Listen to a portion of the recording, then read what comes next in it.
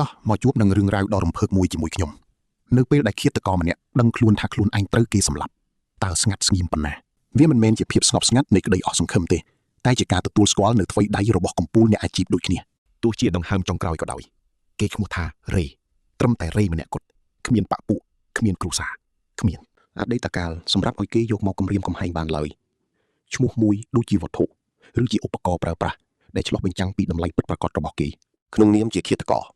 20ឆ្នាំមកនេះគេជាឃាតករដ៏ខ្លាំងបំផុតក្នុងលោក SA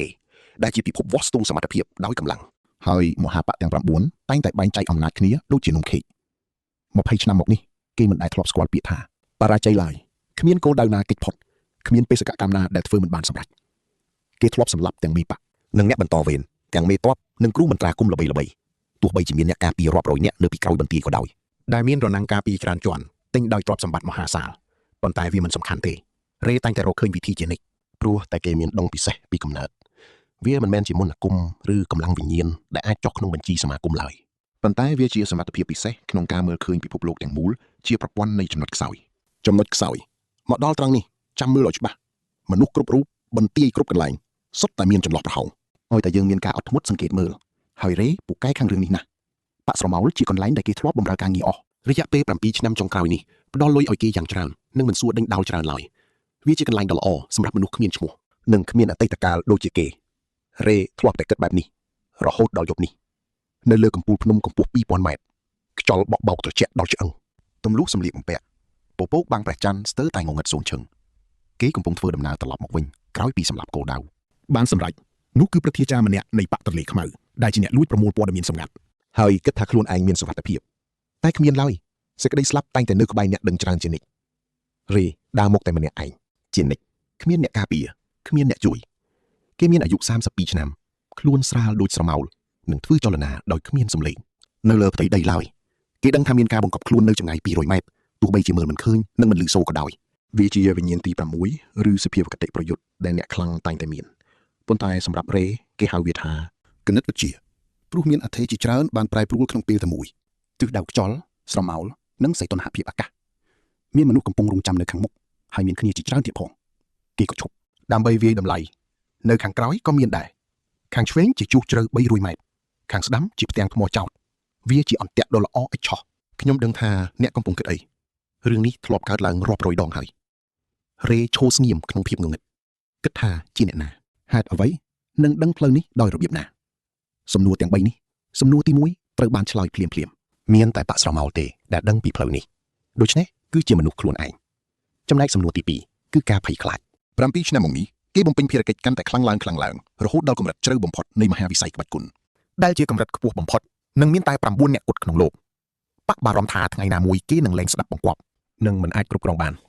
ការបារម្ភនេះគឺត្រឹមត្រូវហើយសំណួរទី3គឺមិនចាំបាច់ឆ្លើយឡើយមិនសំខាន់ថាគេដឹងដោយរបៀបណាទេអ្វីដែលសំខាន់គឺទង្វើរបស់ពួកគេវាគឺការក្បត់រេសំឡេងបុរសម្នាក់បន្លឺឡើងពីភាពងងឹតខាងមុខគេស្គាល់សំឡេងនេះច្បាស់គឺសូហានទីប្រឹក្សាលំដាប់ទី1នៃបកដែលតែងតែមានស្នាមញញឹមពុតត្បុតមិនបាច់រើបំរាស់ទេពួកយើងនៅទីនេះមាន42នាក់ហើយ12នាក់ស្ថិតក្នុងកម្រិតភាពទទេស្អាតដែលជាកម្រិតបន្ទាប់ពីកម្រិតកំពូលបើប្រយុទ្ធម្ដងម្នាក់រីអាចសម្លាប់ពួកគេបានទាំងអស់តែ12ទល់នឹង1គឺជាល្បែងផ្សេងសូហាននិយាយថាគម្រោងការនេះត្រូវបានរៀបចំអស់រយៈពេល3ឆ្នាំហើយយើងរងចាំតលតាឯងឡើងដល់កម្រិតកំពូលដើម្បីធានាថាឯងមិនអាចខ្លាំងជាងនេះបានទៀតស្ងាត់មួយសន្ទុះតែគួរឲ្យស្ដាយណាស់សម្រាប់ឯងព្រោះវានៅតែអាចទៅរួចកម្រិតឥតខ្ចោះនៅតែអាចទៅដល់យើងមិនអាចទុកមនុស្សដែលជាការគំរាមកំហែងបែបនេះឡើយសមហេតុផលណាស់រេនិយាយអរគុណដែលយល់ស្របតែអ្នកឯងខុសត្រង់មួយស្ងាត់សូនឈឹងខុសត្រង់ណាសូហានសួរគឺអ្នកឯងទុកពេលឲ្យខ្ញុំគិតបន្ទាប់មកមិនមែនជាការប្រយុទ្ធធម្មតាឡើយរេបានផ្ទុះធម្មពលឡើងមិនមែនជាន័យធៀបទេគឺផ្ទុះពិតប្រាកដតែម្ដងការគ្រប់គ្រងធម្មពលប្រយុទ្ធរបស់ខ្លួនឯងដល់កម្រិតដែលគ្រប់គ្នាគិតថាមិនអាចទៅរួច20ឆ្នាំនៃការហ្វឹកហាត់រេបានរកឃើញវិធីសាស្ត្រដែលគ្មានក្នុងសៀវភៅណាឡើយ3វិនាទីដំបូងคล้ายជាមិត្តរបស់គេមិនរត់ទៅរកផ្លូវចេញឬវាយទម្លាយការឡោមព័ទ្ធឡើយតែគេបែរជាលូតចូលទៅក្នុងចន្លោះងងឹតហើយបាត់ខ្លួនពីភ្នែកទាំង42គូជឿខ្ញុំចុះ20វិនាទីបន្ទាប់គេមិនសម្លាប់ទេព្រោះគ្មានពេលល្មមសម្រាប់ធ្វើការងារស្អាតបាតឡើយគឺកំទេចសន្លាក់ឆ្អឹងចំណុចខ្សោយនិងសរសៃប្រសាទដើម្បីឲ្យពួកគេបាត់បង់សមត្ថភាពប្រយុទ្ធជាច្រើនម៉ោងតោះមកសាកមើលរឿងដ៏ជាប់ចិត្តនេះទាំងអស់គ្នា 20 វិនាទីសម្រាប់7នាក់បន្ទាប់មករេក៏ដឹងខ្លួនថាហានឆ្លាតជាងអ្វីដែលគេគិតក្នុងចន្លោះថ្មភ្នំនិងក្រុមការពារខាងក្រោយមានខ្មាន់ធ្នូម្នាក់ពួនក្នុងក្រហែងថ្មដែលសូម្បីតែវិញ្ញាណដឹងរបស់រេក៏ស្ទើរតែដឹងមិនទាន់ពេលគេដឹងខ្លួនព្រួញត្រូវបានបាញ់ចេញបាត់ទៅហើយវាមិនមែនជាព្រួញធម្មតាទេតែជាអាវុធមន្តអាគមដែលហោះលឿនស្លេវលឿនហួសពីភ្នែកធម្មតារកមើលមិនឃើញរេគេចស្ទើរតែផុតទៅហើយតែពាក្យថាស្ទើរតែនេះបានធ្វើឲ្យព្រួញមុតចូលក្រែងស្មាឆ្វេងរបស់គេទោះបីជាមិនចំបេះដូងតែវាចាក់ចូលយ៉ាងជ្រៅហើយចង់ព្រួយមន្តអាគមនោះក៏បានបញ្ចេញថ្នាំពុលរៀលដាល់ចូលក្នុងចរន្តឈាមភ្លាមរេមានអារម្មណ៍ថាដៃឆ្វេងរបស់គេស្ពឹកស្រពន់តែគេនៅតែបន្តវាយកំទេចខ្មាន់ធ្នូនោះធ្លាក់ពីក្រហែងថ្មហើយព្យាយាមវាយទម្លាយការឡោមព័ទ្ធគេបានវាយសម្រុកជាមួយពួកអ្នកក្បាច់គុណលំដាប់ខ្ពស់2នាក់យ៉ាងស្វិតស្វាញអស់រយៈពេល3នាទីរួចក៏រងរបួសមួយកន្លែងទៀតនៅចំហៀងខ្លួនរបួសថ្មីនេះមិនសូវធ្ងន់ធ្ងរទេគេរត់រួចទៅដល់ច្រាំងថ្មចោតកម្ពស់300ម៉ែត្ររួចក៏សម្រេចចិត្តលោតចុះទៅក្រោមដោយគ្មានការភ័យខ្លាចថ្នាំពុលកំពុងតែជ្រាបចូលយ៉ាងលឿនដៃឆ្វេងលេងកម្រើកបានដៃស្ដាំចាប់ដើមទន់ខ្សោយហើយជើងទាំងពីរក៏ជិតលេងមានកម្លាំងដូចគ្នាធ្លាក់ពីកម្ពស់300ម៉ែត្រត្រូវប្រើពេល8វិនាទីគេប្រមូលកម្លាំងចុងក្រោយដើម្បីព្យាយាមកាត់បន្ថយល្បឿនធ្លាក់ចុះតែมันអាចឈប់ទាំងស្រុងទេចាំមើលត្រង់នេះទាំងអស់គ្នាភាពងងឹតធ្វើឲ្យគេមិនអាចមើលឃើញព្រៃឈើឬថ្មនៅខាងក្រោមឡើយពេលនោះគេមិនបានគិតពីរឿងសងសឹកឬការអាណិតខ្លួនឯងនោះទេតែគេគិតពីអ្វីដែលគេមិនទាន់បានធ្វើរួចរាល់ទៅវិញនោះគឺការមិនយល់ពីអត្ថន័យជីវិតអស់រយៈពេល20ឆ្នាំមកនេះគេរស់នៅដើម្បីតែសម្លាប់មនុស្សតាមបញ្ជារបស់អ្នកដទៃដើម្បីអ្វីទៅគេរកចម្លើយមិនឃើញឡើយខ្លួនរបស់គេបានធ្លាក់ទៅបោកនឹងដីទោះបីជាមានមែកឈើជួយទប់ខ្លះតែជាតិពុលបានជ្រាបពេញខ្លួនអស់ទៅហើយអារម្មណ៍ចុងក្រោយរបស់គេគឺភាពត្រជាក់ស្រែបនិងភាពស្ងប់ស្ងាត់វាជាភាពស្ងៀមស្ងាត់ដែលប្រាប់ថាគេត្រូវលាចាកលោកនេះហើយវិញ្ញាណរបស់គេបានត្រឡប់មកវិញសន្សឹមដូចជាពន្លឺព្រះអាទិត្យអ្វីដែលគេដឹងមុនគេគឺក្លិនក្រអូបនៃឈើប្រណិតនិងក្លិនផ្កាដោះដាលវាមិនមែនជាក្លិនព្រៃឈើក្លិនឈាមឬខ្យល់ភ្នំឡើយបន្ទាប់មកគេឮសំឡេងនិយាយគ្នានៅខាងក្រៅជញ្ជាំងជាសំឡេងស្រីក្មេងដែលកំពុងបារម្ភនិងសំឡេងបុរសចំណាស់ម្នាក់ដែលមានអំណាចអស្ចារ្យបន្ទាប់មកគេចាប់ផ្ដើមដឹងខ្លួនក្នុងរាងកាយឡើងវិញរ៉ៃព្យាយាមកម្រើកដៃរបស់គេអាចកម្រើកបានមែនប៉ុន្តែអារម្មណ៍វាប្លែកណាស់គឺវាស្រាលនិងតូចពេកគេបើកភ្នែកឡើងឃើញដំបូលផ្ទះដ៏ខ្ពស់លម្អដោយក្បាច់មានមុងសូត្រពណ៌ក្រហមក្រមៅលីក្បាច់ពណ៌មាសក្រែនេះធំណាស់សម្រាប់មនុស្សពេញវ័យចុះទម្រាំក្មេងតូចដូចជាគេវិញគឺកាន់តែធំធេងគេកេងសម្លឹងមើលទៅពីដានហើយគិតយ៉ាងម៉ត់ចត់ដោយមិនស្លន់ស្លោឡើយព្រោះការភ័យស្លន់ស្លោគ្មានប្រយោជន៍ទេផ្អែកលើការពិតគឺគេបានស្លាប់ដោយសារថ្នាំពុលនិងការធ្លាក់ពីលើភ្នំរួចហើយតែឥឡូវនេះគេបែរជាមកនៅក្នុងរាងកាយក្មេងប្រុសម្នាក់នៅកន្លែងដ៏ថ្មីស្រឡាងកន្លែងនេះពិតជាមានតម្លៃណាស់ក្លិនក្រអូបនិងការតុបតែងខាងក្នុងបង្ហាញពីភាពអភិជនដ៏មានអំណាចនិងទ្រព្យសម្បត្តិស្តុកស្តម្ភបំផុតគេងាកក្បាលទៅមើលបង្អួចឃើញសួនច្បារដ៏ស្រស់ស្អាតមួយដែលមានការកាត់តម្រឹមដើមឈើនិងមានចង្គៀងថ្មតុបតែងយ៉ាងប្រណិតស្ទីលតុបតែងនេះគឺបែបចក្រភពបូព៌ាបុរាណមិនមែនជារបស់ប៉ាក់ស្រមោលឡើយព្រោះស្ថាបត្យកម្មរបស់ពួកគេមានលក្ខណៈធ្ងន់ធ្ងរនិងបិទជិតជាងនេះគេក្រោកឈរឡើងជើងតូចៗទាំងគូដែលពាក់ស្រោមជើងសូត្របានបោះជំហានលើកម្រាលឈើដើរទៅរកកញ្ចក់នៅជញ្ជាំងម្ខាងទៀតនៅក្នុងកញ្ចក់គឺជារូបរាងក្មេងប្រុសអាយុប្រហែល10ឆ្នាំទម្រង់មុខស្រស់ស្អាតនិងមានមន្តស្នេហ៍បែបកូនអ្នកអភិជនជាន់ខ្ពស់សក់ពណ៌ខ្មៅភ្នែកខ្មៅស្រទន់និងមានមាឌតូចល្អិតសម្រាប់ក្មេងអាយុ10ឆ្នាំរេសម្លឹងមើលរូបរាងថ្មីរបស់ខ្លួនក្នុងកញ្ចក់តើអ្នកគិតដូចខ្ញុំទេបទពិសោធន៍32ឆ្នាំតែបែរជាត្រូវមកនៅក្នុងខ្លួនក្មេង10ឆ្នាំទៅវិញគួរឲ្យចាប់អារម្មណ៍ណាស់គេនិយាយចេញមកសំឡេងនោះស្រួចដូចក្មេងធម្មតានិងមិនសាំទាល់តែសោះភ្លាមនោះទ្វារក៏របើកឡើងស្រីបម្រើម្នាក់កាន់ថាសអាហារដើរចូលមកនាងឃើញគេឈូនៅមុខកញ្ចក់ក៏ស្លុតចិត្តស្ទើរតែជ្រុះថាសពីដៃនាងប្រញាប់ដាក់ថាសចុះរួចរត់មកសួរទាំងក្តីបារម្ភថាអ្នកប្រុសតូចអ្នកប្រុសដឹងខ្លួនវិញហើយពួកយើងបារម្ភខ្លាំងណាស់ព្រោះអ្នកប្រុសសន្លប់អស់3ថ្ងៃទៅហើ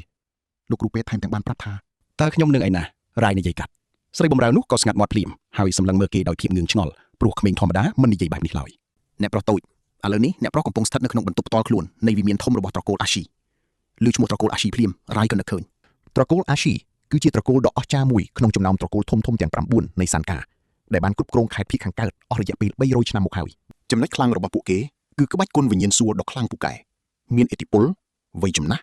និងមានមោទនភាពចំពោះខ្លួនឯងរហូតដល់កម្រិតអំនួតខ្លាំងហើយពួកគេក៏ជាសត្រូវសួរពូជរបស់ប៉ាក់ស្រមោលផងដែរនេះពិតជាការលេងសើចរបស់ព្រះលិខិតមែនតើខ្ញុំឈ្មោះអ្វីគេសួរទៅកាន់នាងស្រីបម្រើសម្លឹងមើលគេទាំងក្តីបារម្ភកាន់តែខ្លាំងអ្នកប្រុសតូចចាំខ្លួនឯងមិនបានទេអីលោកគ្រូពេទ្យពិតជាទាយត្រូវមែនថាអាចវង្វេងស្មារតីក្រោយគ្រុនក្តៅខ្លាំងនាងនិយាយទាំងសម្លេងញញអ្នកប្រុសមានឈ្មោះថាខៃអាស៊ី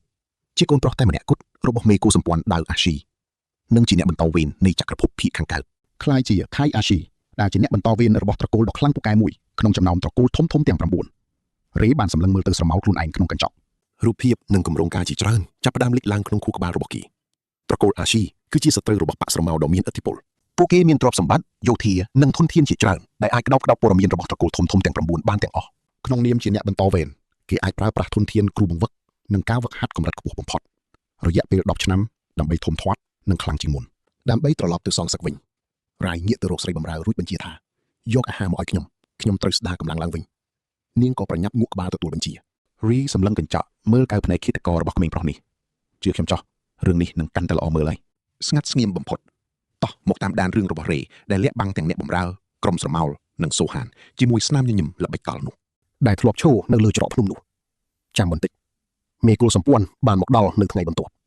ពេលនោះរ៉េបានសម្របខ្លួនរួចរាល់ហើយគាត់បានពិនិត្យបន្ទប់ស្វែងយល់ពីប្លង់វិមានក្បែរនោះតាមរយៈការសួរនាំអ្នកបម្រើបែបលក្ខណៈក្មេងចង់ដឹងចង់ឃើញនិងទទួលបានរូបភាពដំបូងនៃស្ថានភាពបច្ចុប្បន្នគលសម្ព័ន្ធអាស៊ីកំពុងតែឆ្លងកាត់ដំណាក់កាលដ៏លំបាកមួយ3ខែមុនបងប្រុសរបស់មេកុលសម្ព័ន្ធបច្ចុប្បន្នបានស្លាប់ក្នុងពេលវឹកហាត់ដែលត្រូវបានប្រកាសជាផ្លូវការថាជាគ្រោះថ្នាក់តើជាស្នាដៃក្រុមស្រមោលមែនទេអាចទៅរួចគាត់ក៏ចំណាំទុកខៃអ្នកបន្តវេនតែម្នាក់គត់អាយុ10ឆ្នាំបានធ្លាក់ខ្លួនឈឺក្តៅខ្លួនកាលពីសប្តាហ៍មុនអស់រយៈពេល3ថ្ងៃដោយសន្លប់បាត់ស្មារតីគ្រប់គ្នាគិតថាគេនឹងស្លាប់ប៉ុន្តែគេមិនស្លាប់ឡើយគ្រាន់តែឥឡូវនេះមានការរៀបការប្លែកៗតាមការសង្កេតរបស់ពួកអ្នកបម្រើរឿងនេះត្រូវតែកែតម្រូវមិនមែនទាំងអស់ទេរ៉េគ្មានបំណងធ្វើពុតជាក្មេងធម្មតាឡើយតែគ្រាន់តែឲ្យល្មមមិនបង្កការសង្ស័យដាវអាស៊ីបានដាវចូលមកដោយមិនគោះទ្វារគាត់ខ្ពស់ជិត2ម៉ែត្រស្មាធំទូលាយក្រោមអែវធំពិធីការរបស់គុលសម្ព័ន្ធផ្ទៃមុខរឹងមាំមានស្នាមជ្រួញដែលកើតចេញពីការខំធ្មេញជាប់ជានិច្ចភ្នែកខ្មៅស្រតំដូចគ្នានឹងរូបរបស់រ៉េក្នុងកញ្ចក់បេះបិទពួកគេពិតជាដូចគ្នាណាស់រ៉េបានវិតម្លៃកម្រិតវិជារបស់គាត់ភ្លាមយ៉ាងស្វ័យប្រវត្តិតាមធម្មជាតិថ្នាក់កម្ពូលនៃភាពទទីស្អាតខ្លាំងណាស់ប្រហែលជាម្នាក់ក្នុងចំណោមអ្នកខ្លាំងបំផុតក្នុងគុលសម្ព័ន្ធគាត់បានឈប់ក្បែរក្រែដែលរ៉េអង្គុយហើយសម្លឹងមើលស្ងាត់មួយសន្ទុះផ្ដោតមើលត្រង់នេះដាវអាស៊ីនិយាយថាឯងភ្លេចរឿងខ្លះមែនទេទីបំផុតនិយាយចេញមកជាសម្លេងដែលរ៉េបានរំពឹងទុកសម្លេងធ្លាប់តែបញ្ជាគេខ្ញុំចាំមិនសូវច្បាស់ទេរ៉េឆ្លើយតបប៉ុន្តែវានឹងបាត់ទៅវិញឯងនិយាយប្លែកពីមុនមកពីឈឺឯងឆ្លើយប្រហែលជាអញ្ចឹងដាវអាស៊ីសម្លឹងមើលគាត់ជាយូរជាមួយនឹងទឹកមុខរបស់ឪពុកដែលដឹងថាមានអ្វីមួយយ៉ាងប្រែប្រួលលើកូនប្រុសតែរកនឹកមិនឃើញថាជាអ្វីគាត់អង្គុយលើកេមក្រែយ៉ាងធ្ងន់ធ្ងរមិនមែនធ្ងន់កាយទេគឺធ្ងន់ចិត្តដូចជាមនុស្សម្នាក់ដែលមិនសូវចេះធ្វើជាឪពុកគេឯងធ្វើឲ្យយើងបារម្ភណាស់ខ្ញុំសុំទោសរ៉េនិយាយដោយស្ងប់ស្ងាត់ឯងត្រូវសម្រាក2-3ថ្ងៃទៀតសឹមត្រឡប់ទៅរៀនវិញគ្រូសុនបារម្ភណាស់គ្រូសុនគឺជាគ្រូបង្វឹកក្បាច់គុណរបស់ទីហៀតផ្នែកសិល្បៈប្រយុទ្ធគាត់កត់ចំណាំទុកខ្ញុំចង់ចាប់ផ្ដើមរៀនឲ្យលឿនជាងមុនរ៉េនិយាយដាវអាស៊ីលើកចិញ្ចើមផ្អើលឯងទើបតែជានីពីក្រុនក្តៅ3ថ្ងៃសោះគឺដោយសារតែរឿងនឹងឯងរ៉េសម្លឹងចំទៅគាត់មិនមែនឌឺដងទេគឺស្ងប់ស្ងាត់ជំងឺនេះរំលឹកខ្ញុំថាពេលវេលាមិនអាណន់ឡើយខ្ញុំចង់ហ្វឹកហាត់ឲ្យខ្លាំងជាងមុនភាពស្ងប់ស្ងាត់ដាវអាស៊ីសម្លឹងមើលទៅកូនប្រុសរបស់ខ្លួនក្មេងដែលកាលពីសប្តាហ៍មុនធ្លាប់តែរអ៊ូទាំពេលគ្រូថែមម៉ោងកន្លះម៉ោងតែឥឡូវបែរជាសុំរៀនមុនម៉ោងទៅវិញក្រោយពីជាសះស្បើយល្អណាស់គាត់និយាយក្រោយស្ងាត់មួយសន្ទុះ3ថ្ងៃទៀតគាត់ក្រោកឈប់នៅមាត់ទ្វារដោយមិនងាកក្រោយឡើយខាយគោលសម្ព័ន្ធអាស៊ីមិនមែនត្រឹមតែជាឈ្មោះទេវាគឺជាកាតព្វកិច្ចគាត់និយាយដាក់ទ្វារមិនមែននិយាយរកកូនប្រុសទេប្រហែលគាត់មិនចេះនិយាយរកកូនទល់មុខគ្នាឡើយឯងយល់រឿងនេះមែនទេខ្ញុំយល់ហើយរ៉េឆ្លើយដាវអាស៊ីក៏ចេញទៅមកតាមដានទាំងអស់គ្នា3ថ្ងៃនេះអាចធ្វើអ្វីបានច្រើនណាស់បើដឹងពីវិធីច្បាស់លាស់ដំបូងត្រូវវិតម្លៃអ្វីដែលបន្សល់ទុកពីអតីតកាលរបស់ខាយកម្រិតវិជាដល់ណាហើយសមត្ថភាពអ្វីខ្លះសក្តានុពលបែបណាគាត់ពិនិត្យដោយចក្ខុវិញ្ញាណខាងក្នុងដែលជាបច្ចេកទេសកម្រិតជ្រៅបំផុតរបស់គាត់វាជាសមត្ថភាពមើលឃើញខ្សែធម៌ពលផ្ទាល់ខ្លួនហើយក៏ត្រូវភ្ញាក់ផ្អើលខ្សែធម៌ពលសំខាន់ក្នុងខ្លួនរបស់ខាយអាស៊ីប្លែកខ្លាំងនិងមិនទាន់លូតលាស់សម្រាប់ក្មេងអាយុ10ឆ្នាំកម្រិតដំបូងទាបជាងសិស្សដទៃទៀតតែទម្រង់ខ្សែធម៌ពលនេះបែរជាប្លែកនិងខុសគ្នាស្រឡះវាស្មុគស្មាញមានច្រើនជាន់ហាក់ដូចជាសក្តានុពលរាងកាយនេះត្រូវបានបង្កើតឡើងសម្រាប់អ្វីមួយដែលអស្ចារ្យជាងការហ្វឹកហាត់ធម្មតារ៉េគិតពីរឿងនេះជាយូររាងកាយរបស់ខាយអាស៊ីមានសក្តានុពលលាក់កំបាំងដែលគ្មានគ្រូបង្វឹកណាធ្លាប់មើលឃើញឡើយព្រោះពួកគេមិនចេះមើលរ៉េដឹងច្បាស់ការសិក្សាធម៌ពលប្រយុទ្ធជាង20ឆ្នាំរបស់គាត់ក្នុងកម្រិតដែលគ្រប់គ្នាគិតត្រឹមតែជាទ្រឹស្ដីឥឡូវនេះគាត់មើលឃើញរបស់ពិសេសក្នុងខ្លួនក្មេងអាយុ10ឆ្នាំដែលគ្មានអ្នកណាឃើញឡើយគួរឲ្យចាប់អារម្មណ៍ណាស់គាត់រំលឹកពាក្យដែលនិយាយកាលពីម្សិលមិញពេលមើលកញ្ចក់ដោយដឹកនាំសម្លេងប្លែកមួយបែបផ្សេងទៀត គ្រូសុនមានអាយុ63ឆ្នាំហើយក្នុងរយៈពេល63ឆ្នាំនេះគាត់បានបង្វឹកសិស្ស18នាក់រហូតដល់កម្រិតភាពទទេស្អាតដែលជាកំណត់ត្រាដ៏អស្ចារ្យមិនត្រឹមតែក្នុងគុលសម្ព័ន្ធអាស៊ីទេតែទូទាំងគុលសម្ព័ន្ធទាំង9តែម្ដងគាត់ជាគ្រូល្អម្នាក់រេដឹងរឿងនេះត្រឹមតែ10នាទីដំបូងនៃមេរៀនប៉ុណ្ណោះគ្រូល្អមិនមែនជាអ្នកដែលចេះដឹងច្រើននោះទេប៉ុន្តែជាអ្នកដែលចេះសម្លឹងមើលសិស្សហើយមើលឃើញការពិតជាក់ស្ដែងមិនមែនមើលឃើញតែអ្វីដែលខ្លួនចង់ឃើញនោះឡើយគ្រូសុនបានសម្លឹងមើលមកបែបនោះពិតមែនដោយការយកចិត្តទុកដាក់ខ្ពស់និងគ្មានការវិនិច្ឆ័យទុកមុនយើងនឹងចាប់ផ្ដើមជាមួយទម្រង់មូលដ្ឋានគ្រូសុននិយាយពួកគេឈរនៅក្នុងសាលហ្វឹកហាត់ដ៏ធំដែលមានកម្រាលឈើនិងធ្នើអាវុធហ្វឹកហាត់តាមជញ្ជាំងបង្ហាញគ្រូពីក្បាច់ទី1នៃលំហូរឋានសួគ៌មកមើលរេគិតមួយសន្ទុះនៅក្នុងការចងចាំរបស់ខាយបច្ចេកទេសនេះគឺមានស្រាប់គេបានរៀន1ឆ្នាំជាមួយគ្រូសុននិងចេះក្បាច់3ដំបូងរួចហើយប៉ុន្តែនៅមានកំហុសឆ្គងខ្លះៗបែបកូនក្មេងគាត់សម្ដែងក្បាច់ដំបូងបានល្អជឿខ្ញុំចុះពួកយើងពិតជាចង់ដឹងពីភាពបន្តទៀតណាតោះមកមើលជាមួយខ្ញុំពីរេដែលកែរាល់កំហុសរបស់កៃដោយរក្សាភាពរឹងកំព្រឹសនៃរាងកាយក្មេងដដែលហើយសមនឹងអាយុគ្រូសុនបានត្រឹមឈោមើលដោយមិននិយាយអ្វីហើយប្រាប់ឲ្យធ្វើម្ដងទៀតរួចក៏ដាវចូលទៅចិត្តឈប់ពីជំហានរួចសម្លឹងមើលកៃឯងបានកែកំហុសនៅក្បាច់ទី3មែនទេបាទខ្ញុំមិនទាន់បានកែកាលពីមេរៀនមុនទេខ្ញុំបានគិតពីរឿងនេះពេលគេងឈឺ3ថ្ងៃភាពស្ងប់ស្ងាត់កើតឡើងមុនពេលគ្រូបង្គាប់ឲ្យបង្ហាញក្បាច់ទី2រេបានបង្ហាញក្បាច់ទាំងនោះយ៉ាងស្ទាត់ជំនាញមិនបង្អួតមិនល្អឥតខ្ចោះតែគ្មានកំហុសឆ្គងដូចមុនឡើយគ្រូសុនបានដើរយឺតៗក្នុងសាលាហ្វឹកហាត់រួចក៏ទៅជួបក្បែរបង្អួចដោយបែរខ្នងដាក់រេគាត់និយាយថាហ្វឹកហាត់1ឆ្នាំហើយឯងមិនដែលធ្វើក្បាច់ទី2នេះបានល្អដោយគ្មានកំហុសត្រង់ជំហានទី8ឡើយតែឯងទៅតែជាពីឈឺបាន3ថ្ងៃសោះចូលបញ្យល់មកមើលរេដឹងថាបើគិតលឿនពេកនឹងត្រូវគ្រូចាប់ថ្នាក់បានព្រោះគ្រូសុនជាគ្រូពូកែគាត់ច្បាស់ជាដឹងបើមានចំណុចមិនប្រក្រតីដូច្នេះគ្មានប្រយោជន៍នឹងលាក់បាំងឡើយត្រូវចេះគ្រប់គ្រងព័ត៌មានពេលខ្ញុំសន្លប់ខ្ញុំយល់សពឃើញគេបង្ហាញរបៀបបញ្ចេញក្បាច់ពីខាងក្នុងខ្លួនគ្រូសុនបានបែរមកសម្លឹងមើលកៃឯងយល់សពឃើញក្បាច់គុនឬបាទទាំងអាយុ10ឆ្នាំហ្នឹងឯងបាទកន្លែងនេះហើយដែលពួកយើងត្រូវមើលឲ្យច្បាស់គ្រូសុនដើរមកចិត្តអោនសម្លឹងចំភ្នែកកៃអាស៊ីរួចនិយាយតិចខ្ញុំធ្លាប់បង្វឹកមនុស្ស18នាក់ដល់កម្រិត0ធ្លាប់ឃើញក្មេងពូកែច្រើនណាស់តែគ្មាននរណាម្នាក់មានកៅភ្នែកដូចឯងឡើយវាជាកៅភ្នែកបែបណាទៅបាទរយៈសួរវាជាកៅភ្នែករបស់មនុស្សដែលបានយល់ដឹងរឿងរ៉ាវគ្រប់យ៉ាងរួចជាស្រេចទៅហើយគ្រូសុនងើបចូលត្រង់ខ្លួនវិញគ្រូមិនដឹងថាមានរឿងអ្វីកើតឡើងក្នុងរយៈពេល3ថ្ងៃនេះទេតែល្អហើយតោះបន្តទៀតពីសប្តាហ៍ដំបូងរេផឹកហាត់យ៉ាងយកចិត្តទុកដាក់ដោយមិនប្រញាប់បង្អួតសមត្ថភាពពិតរបស់ខ្លួនឡើយរាល់ថ្ងៃគាត់អភិវឌ្ឍបន្តិចម្ដងល្មមឲ្យគ្រូឃើញការរីកចម្រើនតែមិនឲ្យមានការសង្ស័យនោះទេទន្ទឹមនឹងនោះគាត់ក៏លួចសង្កេតមើលពីស្ថានភាពក្នុងត្រកូលដោយគ្រាន់តែស្ដាប់និងមើលដោយស្ងៀមស្ងាត់លួចស្ដាប់អ្នកបម្រើនាំគ្នានិយាយនិងសួរនាំសំណួរក្មេងៗដែលមិនឲ្យគេសង្ស័យព្រមទាំងសង្កេតមើលភ្ញៀវដែលមកវាំងរូបភាពកាន់តែច្បាស់ឡើងត្រកូលអាស៊ីហាក់ដូចជាខ្លាំងពូកែតែបែរជាមានការប្រេះឆាផ្ទៃក្នុងយ៉ាងខ្លាំងការស្លាប់របស់បងប្រុសដាវកាលពី3ខែមុនបានធ្វើឲ្យពួកព្រឹទ្ធាចារ្យបែកបាក់គ្នាខ្លះគិតថាជាគ្រោះថ្នាក់ធម្មតាតែការពិតវាជាស្នាដៃរបស់ត្រកូលស្រមោលដាវអាស៊ីដឹងច្បាស់ពីរឿងនេះតែគាត់គ្មានភស្តុតាងដើម្បីចោទប្រកាន់ឡើយគាត់មិនអាចសងសឹកបានឡើយព្រោះគ្មានសិទ្ធិបង្កសង្គ្រាមរវាងត្រកូលធំដោយគ្មានការអនុញ្ញាតពីក្រុមប្រឹក្សាអធិរាជរេបានគិតយ៉ាងយូរអំពីបញ្ហានេះត្រកូលស្រមោលបានលួចសម្លាប់បងប្រុសរបស់មេកុលសម្ព័ន្ធអាស៊ីត្រកូលអាស៊ីចង់សងសឹកតែគ្មានមធ្យោបាយពេលនេះគាត់នៅក្នុងខ្លួនរបស់កូនប្រុសមេត្រកូលដែលជាសម្ព័ន្ធមិត្តធម្មជាតិនៃការសងសឹករបស់គាត់តែអ្នកគិតដូចខ្ញុំទេថានេះជាវាសនាឬជាប្រព័ន្ធរៀបចំដ៏ចម្លែកទោះជាយ៉ាងណាលទ្ធផលចុងក្រោយនៅតែដដែលមួយខែក្រោយមកគ្រូសុនបានប្រកាសពីការប្រឡងវាស់ស្ទង់សមត្ថភាពដែលធ្វើឡើងរៀងរាល់6ខែម្ដងដើម្បីបង្ហាញការរីកចម្រើនដល់ក្រុមប្រឹក្សាគ្រូបង្វឹកសម្រាប់អ្នកបន្តវេនវារឹតតែសំខាន់បំផុតពួកព្រឹទ្ធាចារ្យក៏មកមើលដែរតែរេមិនមែនត្រៀមខ្លួនសម្រាប់តែការប្រឡងនោះទេគាត់ត្រៀមសម្រាប់រឿងបន្តពីនោះនៅយប់មុនថ្ងៃប្រឡងគាត់មិនបានសម្រាកគេងឡើយគាត់អង្គុយធ្វើធម៌តាំងសមាធិដើម្បីសម្រួលចរន្តធម៌ពលសំខាន់របស់កៃអ្វីដែលគាត់បានរកឃើញក្នុងមួយខែនេះពិតជាគួរឲ្យភ្ញាក់ផ្អើលណាស់ខ្សែចរន្តធម៌ពលទាំងនោះមិនមែនធម្មតាឡើយវាមានច្រើនជាន់ថ្នាក់ជាទូទៅការហ្វឹកហាត់ធម៌ពលកៃមាន3កម្រិតគឺកម្រិតក្រៅកម្រិតកណ្ដាលនិងកម្រិតជ្រៅអ្នកហ្វឹកហាត់ទូទៅមានត្រឹមតែ3នេះទេតែរាងកាយរបស់កៃមានដល់ទៅ4កម្រិតដោយកម្រិតទី4លាក់ខ្លួនយ៉ាងជ្រៅហ្វឹកហាត់ជាង20ឆ្នាំមកនេះរេធ្លាប់តែឮតាមទ្រឹស្ដីប៉ុណ្ណោះប្រភពទី4នេះជាធម៌ពលក្នុងរឿងព្រេងដែលលេចឡើងតែម្ដងគត់ក្នុងមួយចំនួនវាអាចជួយឲ្យឈានដល់កម្រិតកម្ពូលខ្ពស់បំផុតហួសពីដែនកំណត់ជាកម្រិតដ៏ខ្ពស់ហួសពីជម្រៅដែលសូហាន់ធ្លាប់និយាយគ្មាននរណាម្នាក់នៅក្នុងត្រកូលអាស៊ីបានដឹងពីរឿងនេះឡើយក្នុងពេលប្រឡងគាត់បានបង្ហាញក្បាច់គុណទី3នៃលំហូរឋានសួគ៌យ៉ាងច្បាស់ជឿជាក់និងមានល្បឿនលឿនបំផុតដែលគ្មាននរណានឹកស្មានថាក្មេងអាយុ10ឆ្នាំហ្វឹកហាត់ត្រឹមតែ1ខែអាចធ្វើបានល្អបែបនេះឡើយក្រុមប្រឹក្សាគ្រូបង្វឹកបានត្រឹមឈរមើលដោយស្ងៀមស្ងាត់ដាវអាស៊ីក៏មកឈរមើលក្បែរជញ្ជាំងដែរបន្ទាប់ពីចប់ក្បាច់ទី គ្រូសុនក៏និយាយថាក្បាច់ទី4រ៉េក៏បញ្ចេញក្បាច់ទី4ដែលមិនទាន់បានរៀនធ្វើឲ្យសាលាហ្វឹកហាត់ទាំងមូលស្ងាត់ច្រងំតែម្ដងតើឯងឃើញក្បាច់ទី4នៃពីណាមកគ្រូសួរនៅក្នុងបណ្ណសារឋានបាទខ្ញុំបានសុំចូលអានកាលពី3សប្តាហ៍មុនខ្ញុំបានអានហើយចងចាំវាទុកឯងរៀនក្បាច់គុណពីការអានអក្សរក្នុងបណ្ណសារឋានមែនទេបាទហើយធ្វើវាបានត្រឹមត្រូវតាំងពីលើកដំបូងតែម្ដងមែនទេបាទគ្រូសុនសម្លឹងមើលគាត់យ៉ាងយូរមុននឹងងាកទៅមើលដាវអាស៊ីមេកុលសម្ព័ន្ធកំពុងសម្លឹងមើលកូនប្រុសរបស់ខ្លួនដោយខ្សែភ្នែកដែលរ៉េមិនដែលឃើញពីមុនមកមិនមែនបញ្ជាឬត្រជាក់ស្រទុំឡើយដាវអាស៊ីនិយាយតិចតិចថាបន្តទៅទៀតចុះ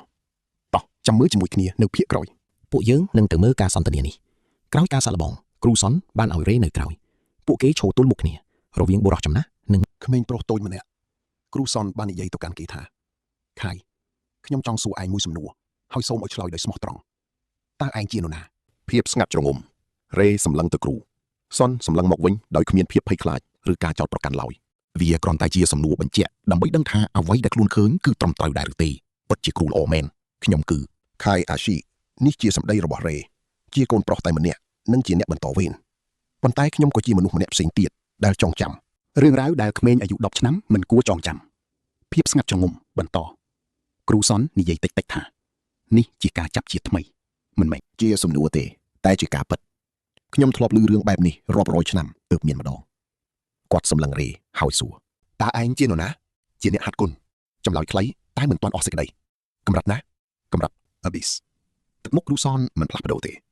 គាត់គ្រាន់តែដកដង្ហើមធំហើយដកដង្ហើមចេញយឺតៗឥឡូវឯងស្ថិតក្នុងរាងកាយក្មេងអាយុ10ឆ្នាំដែលមានថាមពលបង្កប់ដែលខ្លួនឯងក៏មិនទាន់យល់ច្បាស់គាត់និយាយតិចតិចនិងគិតម៉ត់ចត់តើឯងចង់ធ្វើអ្វីចង់ខ្លាំងជាងមុនរ៉េឆ្លើយហើយបញ្ចប់រឿងមិនទាន់ចប់ចាំមើលត្រង់នេះការសងសឹកឬយុត្តិធម៌លទ្ធផលមិនខុសគ្នាប៉ុន្មានឡើយចំពោះលទ្ធផលគ្រូសុនស្ងាត់មួយសន្ទុះរួចហៅឈ្មោះខៃជាលើកដំបូងដោយគ្មានភាពផ្លូវការឡើយគ្រូមិនដឹងថាជាតិមុនឯងជានរណាទេហើយក៏មិនដឹងថាមានរឿងអ្វីកើតឡើងចំពោះឯងឡើយគាត់សម្លឹងត្រង់ប៉ុន្តែគ្រូដឹងថាឥឡូវឯងជាសិស្សរបស់គ្រូជាអ្នកបន្តវេនត្រកូលអាស៊ីប្រសិនបើឯងយល់ព្រមគ្រូនឹងជួយឯងឲ្យក្លាយជាមនុស្សខ្លាំងក្នុងជាតិនេះរ៉េគិតថាទំនុកចិត្តគឺជាចំណុចខ្សោយគេដឹងច្បាស់ជាងអ្នកណាទាំងអស់ប៉ុន្តែគ្រូសុនដឹងច្រើនជាងការរំពឹងទុកគាត់ដឹងរួចទៅហើយនឹងសម្រេចចិត្តមិនប្រាប់អ្នកដទៃថែមទាំងផ្ដល់ជំនួយទៀតព្រមក៏បានរ៉េនិយាយប៉ុន្តែមានលក្ខខណ្ឌមួយនិយាយមកគ្មានអ្នកណាត្រូវដឹងឡើយសូម្បីមេត្រកូលឬពួកប្រធាចារហូតដល់ខ្ញុំសម្រេចចិត្តថាដល់ពេលគ្រូសុនងក់ក្បាលយល់ព្រមយ៉ាងខ្លី3ឆ្នាំគឺទាំងយូរនិងឆាប់រហ័សក្នុងពេលតែមួយយូរប្រសិនបើឯងហាត់ខ្លាំងរាល់ថ្ងៃដោយអ្វីដែលរ៉េធ្វើតាំងពីខែដំបូងឆាប់ប្រសិនបើគិតពីអនាគតគ្រូសុនខ្លាយជាគ្រូបង្វឹកដ៏ល្អបំផុតដែលរ៉េមិនធ្លាប់ជួបពីមុនមកមិនមែនដោយសារគាត់ចេះច្រើនជាងនោះទេព្រោះរឿងខ្លះរ៉េចេះជាងគាត់ទៅទៀតប៉ុន្តែគាត់ដឹងពីរបៀបបង្កើតប្រព័ន្ធបង្រៀនគាត់ដឹងកន្លែងណាត្រូវជំរុញនិងកន្លែងណាត្រូវបន្ធូរដៃគាត់ដឹងពេលសិស្សហត់ឬធ្វើជាហត់តែប៉ុណ្ណោះចំពោះរ៉េវិធីនេះគ្មានប្រយោជន៍ទេតែវានៅតែមានតម្លៃសម្រាប់គេត្រឹមអាយុ13ឆ្នាំរ៉េដើរដល់ចំណុចដែលសិស្សពូកែត្រូវចំណាយពេល7ឬ8ឆ្នាំកម្រិតដំបូងប្រើពេល3ខែកម្រិតមធ្យម8ខែកម្រិតខ្ពស់1ឆ្នាំ4ខែឈានដល់កម្រិត Void ត្រឹមអាយុ13ឆ្នាំគ្រូសុនមើលរឿងនេះហើយមិននិយាយអ្វីព្រោះគ្មានអ្វីត្រូវនិយាយវាហួសពីការស្មានធម្មតាអ្នកនឹងខ្ញុំដឹងហើយថារ៉េមិនគិតពីភាពមិនអាចទៅរួចទេគេគិតតែរឿងត្រកូលក្នុងពេល3ឆ្នាំរ៉េបានសិក្សាពីរចនាសម្ព័ន្ធត្រកូលអាស៊ីច្បាស់ជាងពួកព្រឹទ្ធាចារ្យទៅទៀតមិនមែនតាមឯកសារទេគឺតាមរយៈមនុស្សបម្រើឆ្មាំនិងឈ្មួញនៅវិមានពួកអ្នកហាត់គុណចំនួនក្រោយនិយាយលេងសើចចំពោះក្មេងប្រុសព័ត៌មានទាំងនេះជួយឲ្យគេយល់ច្បាស់ត្រកូលអាស៊ីខ្លាំងជាងមើលពីក្រៅទៅទៀតមានអ្នកហាត់គុណ 3000 នាក់ដែល200នាក់នៅកម្រិត Void និង8នាក់កម្រិត High Void ហិរញ្ញវត្ថុមានស្ថិរភាពល្អដោយសារការជួញដូរនៅភាគខាងកើតមានសម្ព័ន្ធមិត្តពីត្រកូលតូចនៅភាគខាងជើងនិងត្រកូលធំមួយនៅភាគខាងលិចប៉ុន្តែមានចំណុចខ្សោយគឺដាវអាស៊ីជាមេដឹកនាំខ្លាំងតែខ្សោយខាងនយោបាយគាត់ចេះតែបញ្ជាតែមិនចេះចរចាទេព្រឹទ្ធាចារ្យខ្លះលួចអន់ចិត្តស្ងាត់មិនមែនក្បត់ទេគ្រាន់តែគ្មានសង្ឃឹមលើការដឹកនាំរបស់គាត់រឿងនេះក៏ត្រូវកែប្រែដែរតែមិនមែនឥឡូវទេចំណែករឿងឪពុករឹតតែពិបាកដាវអាស៊ីសម្លឹងមើលការវិវត្តរបស់កូនដោយទឹកមុខងឿងឆ្ងល់និងមិនដឹងថាត្រូវឆ្លើយតបយ៉ាងណាព្រោះវាហួសពីការយល់ដឹងគាត់មានមោទនភាពណាស់ហើយរ៉េអាចមើលដឹងប៉ុន្តែគាត់ក៏បារម្ភដែរហើយរ៉េក៏ដឹងដូចគ្នានាល្ងាចមួយរ៉េអាយុ13ឆ្នាំ កំពុងអានសៀវភៅយុទ្ធសាស្ត្រនៅសួនច្បារស្រាប់តែដៅដើរចូលមកចិត្តគាត់អង្គុយចុះស្ងាត់មួយសន្ទុះរួចនិយាយថាគ្រូសនប្រាប់ថាឯងចិត្តដល់កម្រិត void ហើយនិយាយចុងក្រោយបាទអាយុ13បាទភាពស្ងាត់ខាយដៅនិយាយសម្លឹងទៅសួនច្បារមិនសម្លឹងកូនឡើយទម្លាប់ចាស់ដដែលឪពុកមិនដឹងថាមានរឿងអ្វីកាលពី3ឆ្នាំមុនទេជំងឺធ្វើឲ្យឯងប្លែកតែមិនមែនអាក្រក់ទេគ្រាន់តែប្លែកពេលខ្លះឯងសម្លឹងមើលមនុស្សដូចជាគាត់ឈប់និយាយដូចមិនដេចទៅរេសួរដូចជាឯងកំពុងរាប់ពួកគេដូចជារាប់អាវុធរេគិតរកវិធីឆ្លើយតបខ្ញុំអាចកែប្រែវាបានគេនិយាយមិនបាច់ទេដៅឆ្លើយតបស្មានមិនដល់ពួកត្រកូលស្រមោលសម្លាប់បងខ្ញុំដឹងពួកយើងដឹងថាការសងសឹកចិត្តចាប់ផ្ដើមតោះមកមើលរឿងនេះទាំងអស់គ្នាគាត់គ្មានផុសតាងទេតែសម្លេងរបស់គាត់ប្រែជាធ្ងន់និងពោពេញដោយការឈឺចាប់ដែលលាក់ទុកយ៉ាងជ្រៅពុកចង់ឲ្យកូនដឹងព្រោះថ្ងៃក្រោយកូនជាមេគ្រួសារហើយត្រូវសម្រេចចិត្តដោយខ្លួនឯងរេតបថាខ្ញុំដឹងរឿងនេះរួចហើយដៅសម្លឹងមើលទៅកូនធ្វើមិនដឹងគឺ3ឆ្នាំមុនខ្ញុំចាប់ផ្ដើមប្រមូលព័ត៌មានដោយស្ងាត់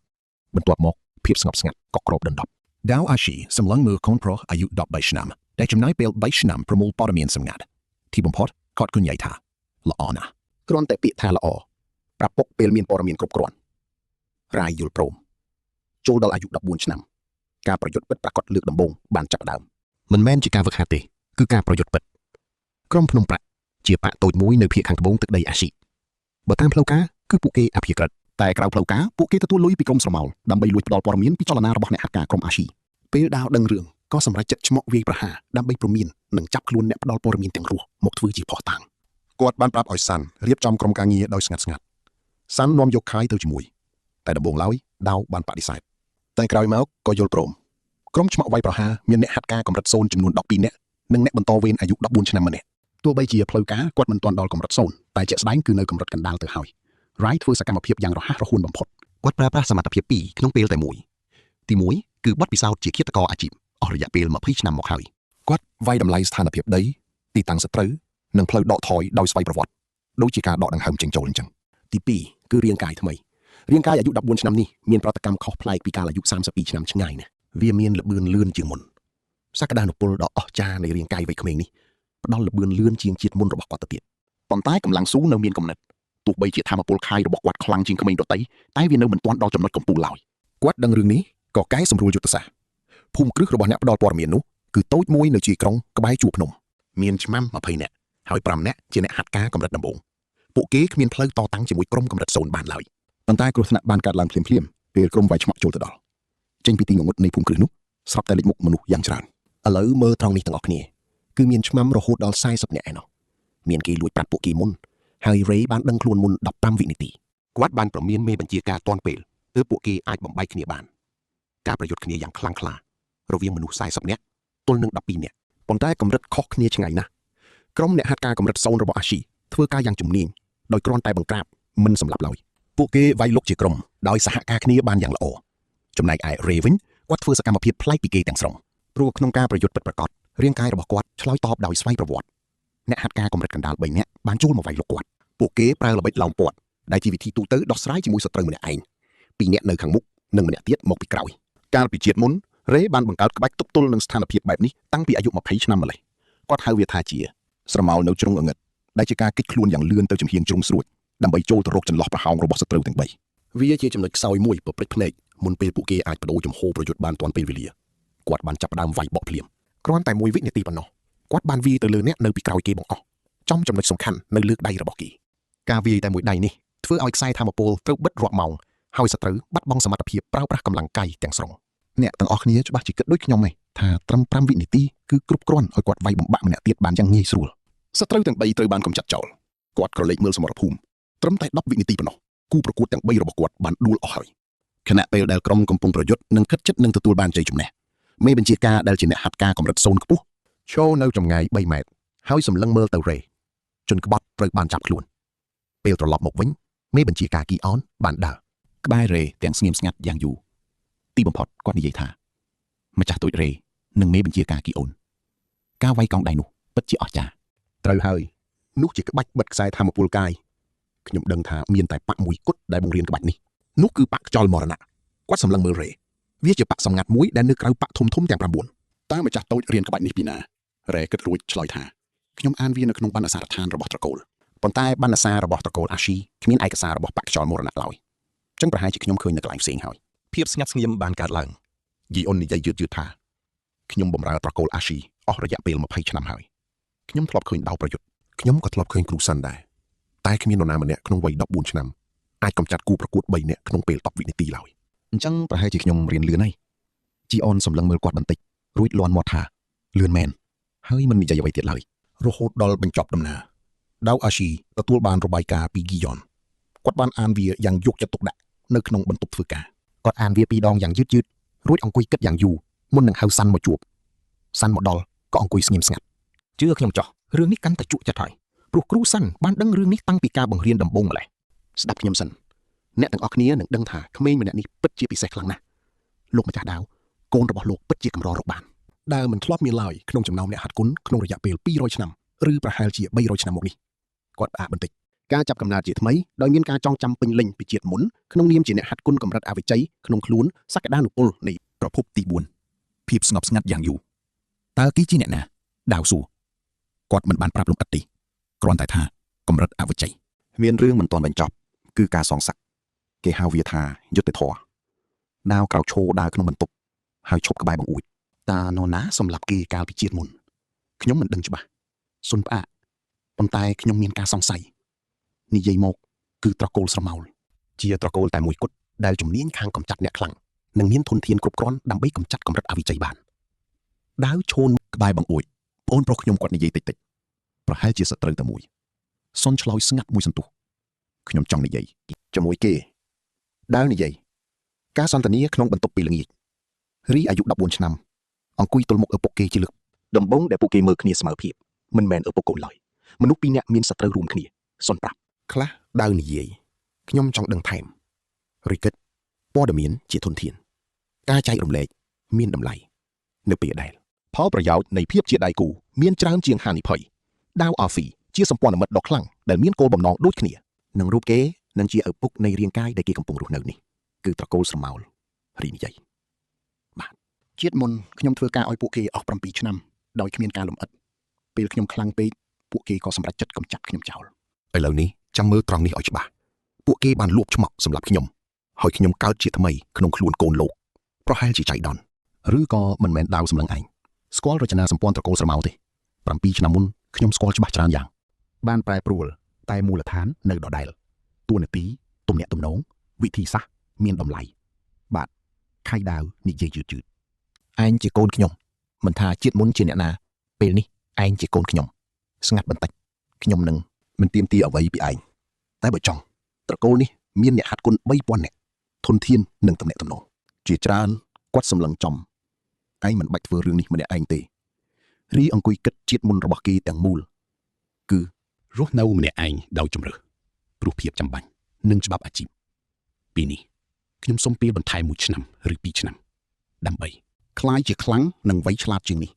ស្ងាត់បន្តិចកម្លាំងនឹងមកតែខ្ញុំត្រូវការយុទ្ធសាស្ត្រដ៏ត្រឹមត្រូវលើកដំបូងក្នុងការសន្ទនាដាវស្ទើរញញឹមមិនមែនញញឹមធំគ្រាន់តែបន្តិចល្អណាស់គាត់និយាយអាយុ16រីឈរក្នុងសាលហ្វឹកហាត់ហើយសម្លឹងមើលរូបឆ្លោះខ្លួនឯងក្នុងខែលង្ហិនខាត់រលោងដែលប្រើជំនួសកញ្ចក់គេមិនសូវធំធាត់រាងកាយខៃអាស៊ីពូជល្អតែមិនខ្ពស់តែគេបានផ្លាស់ប្ដូរច្រើនមិនមែនមុខក្មេងទៀតទេមិនទាន់ពេញវ័យតែក៏លែងជាក្មេងដែររបត់ថ្មីគេវាយតម្លៃខ្លួនឯងតាមបែបអាជីពកម្រិតគុណមធ្យមជាសមិទ្ធផលសម្រាប់មនុស្សអាយុ25ឆ្នាំតែគេធ្វើបាននៅអាយុ16អ្នកនិងខ្ញុំច្បាស់ជាដឹងហើយថានេះមិនធ្លាប់មានក្នុងប្រវត្តិគ្រួសារឡើយប៉ុន្តែអ្វីដែលកាន់តែអស្ចារ្យគឺប្រភពទី4ក្រោយការហ្វឹកហាត់2ឆ្នាំក្រោមការណែនាំពីគ្រូសុនការភ្ញាក់ដឹងខ្លួនបានចាប់ផ្ដើមស្រទាប់ទី1បើកកាលពី3ខែមុនវាមិនត្រឹមបង្កើនថាមពលកាយវាផ្ដល់ការគ្រប់គ្រងថាមពលខុសគ្នាទាំងស្រុងពីមុនថាមពលកាយធម្មតាគឺប្រើកម្លាំងបុកសម្រុកដូចជាទឹកទន្លេដែលហូរតាមច្រកតែថាមពលកាយនៃប្រភពទី4គឺខុសគ្នាខ្លាំងល្អិតល្អន់ច្បាស់លាស់អាចបង្កើតជារូបរាងដែលកាយធម្មតាមិនអាចធ្វើបានដូចជាភាពខុសគ្នារវាងពូថៅនិងឡាមវះកាត់រីចំណាយ3ខែសិក្សាភាពខុសគ្នានេះគេសន្និដ្ឋានថាជាមួយប្រភពទី4ក្បាច់ចាស់ត្រូវតែសរសេរឡើងវិញមិនមែនព្រោះមិនល្អតែដោយសារវាបង្កើតសម្រាប់ឧបករណ៍ដែលគេមាន ឧបករណ៍ថ្មីទៀមទាក្បាច់ថ្មីគេចាប់ផ្ដើមអភិវឌ្ឍវាគ្រូសុនតាមដានដំណើរការនេះដោយទឹកមុខដូចជាងដែកកំពុងមើលសិស្សបង្កើតវិធីរលាយដែកថ្មីដែលគាត់ធ្លាប់អានក្នុងទ្រឹស្ដីខៃគាត់និយាយពេលល្ងាចមួយក្រោយចប់មេរៀនអ្វីដែលឯងកំពុងធ្វើជាមួយប្រភពទី4គឺមិនមានចែងក្នុងសៀវភៅនៃត្រកូលអាស៊ីឡើយខ្ញុំដឹងថាឯងកំពុងបង្កើតក្បាច់ថ្មីនិងកែសម្រួលក្បាច់ចាស់ឲ្យត្រូវធនធានថ្មីកែតម្រូវសម្រាប់អ្នកហាត់គុនទូទៅពីរនឹងគឺដូចគ្នាសុនអង្គុយលើកៅអីក្បែរជញ្ជាំងគាត់មើលតើឯងបំណងគាត់ត្រាទុកទេដល់ពេលសំរុំនេះអាចខ្លាយជាគ្រឹះលទ្ធិថ្មី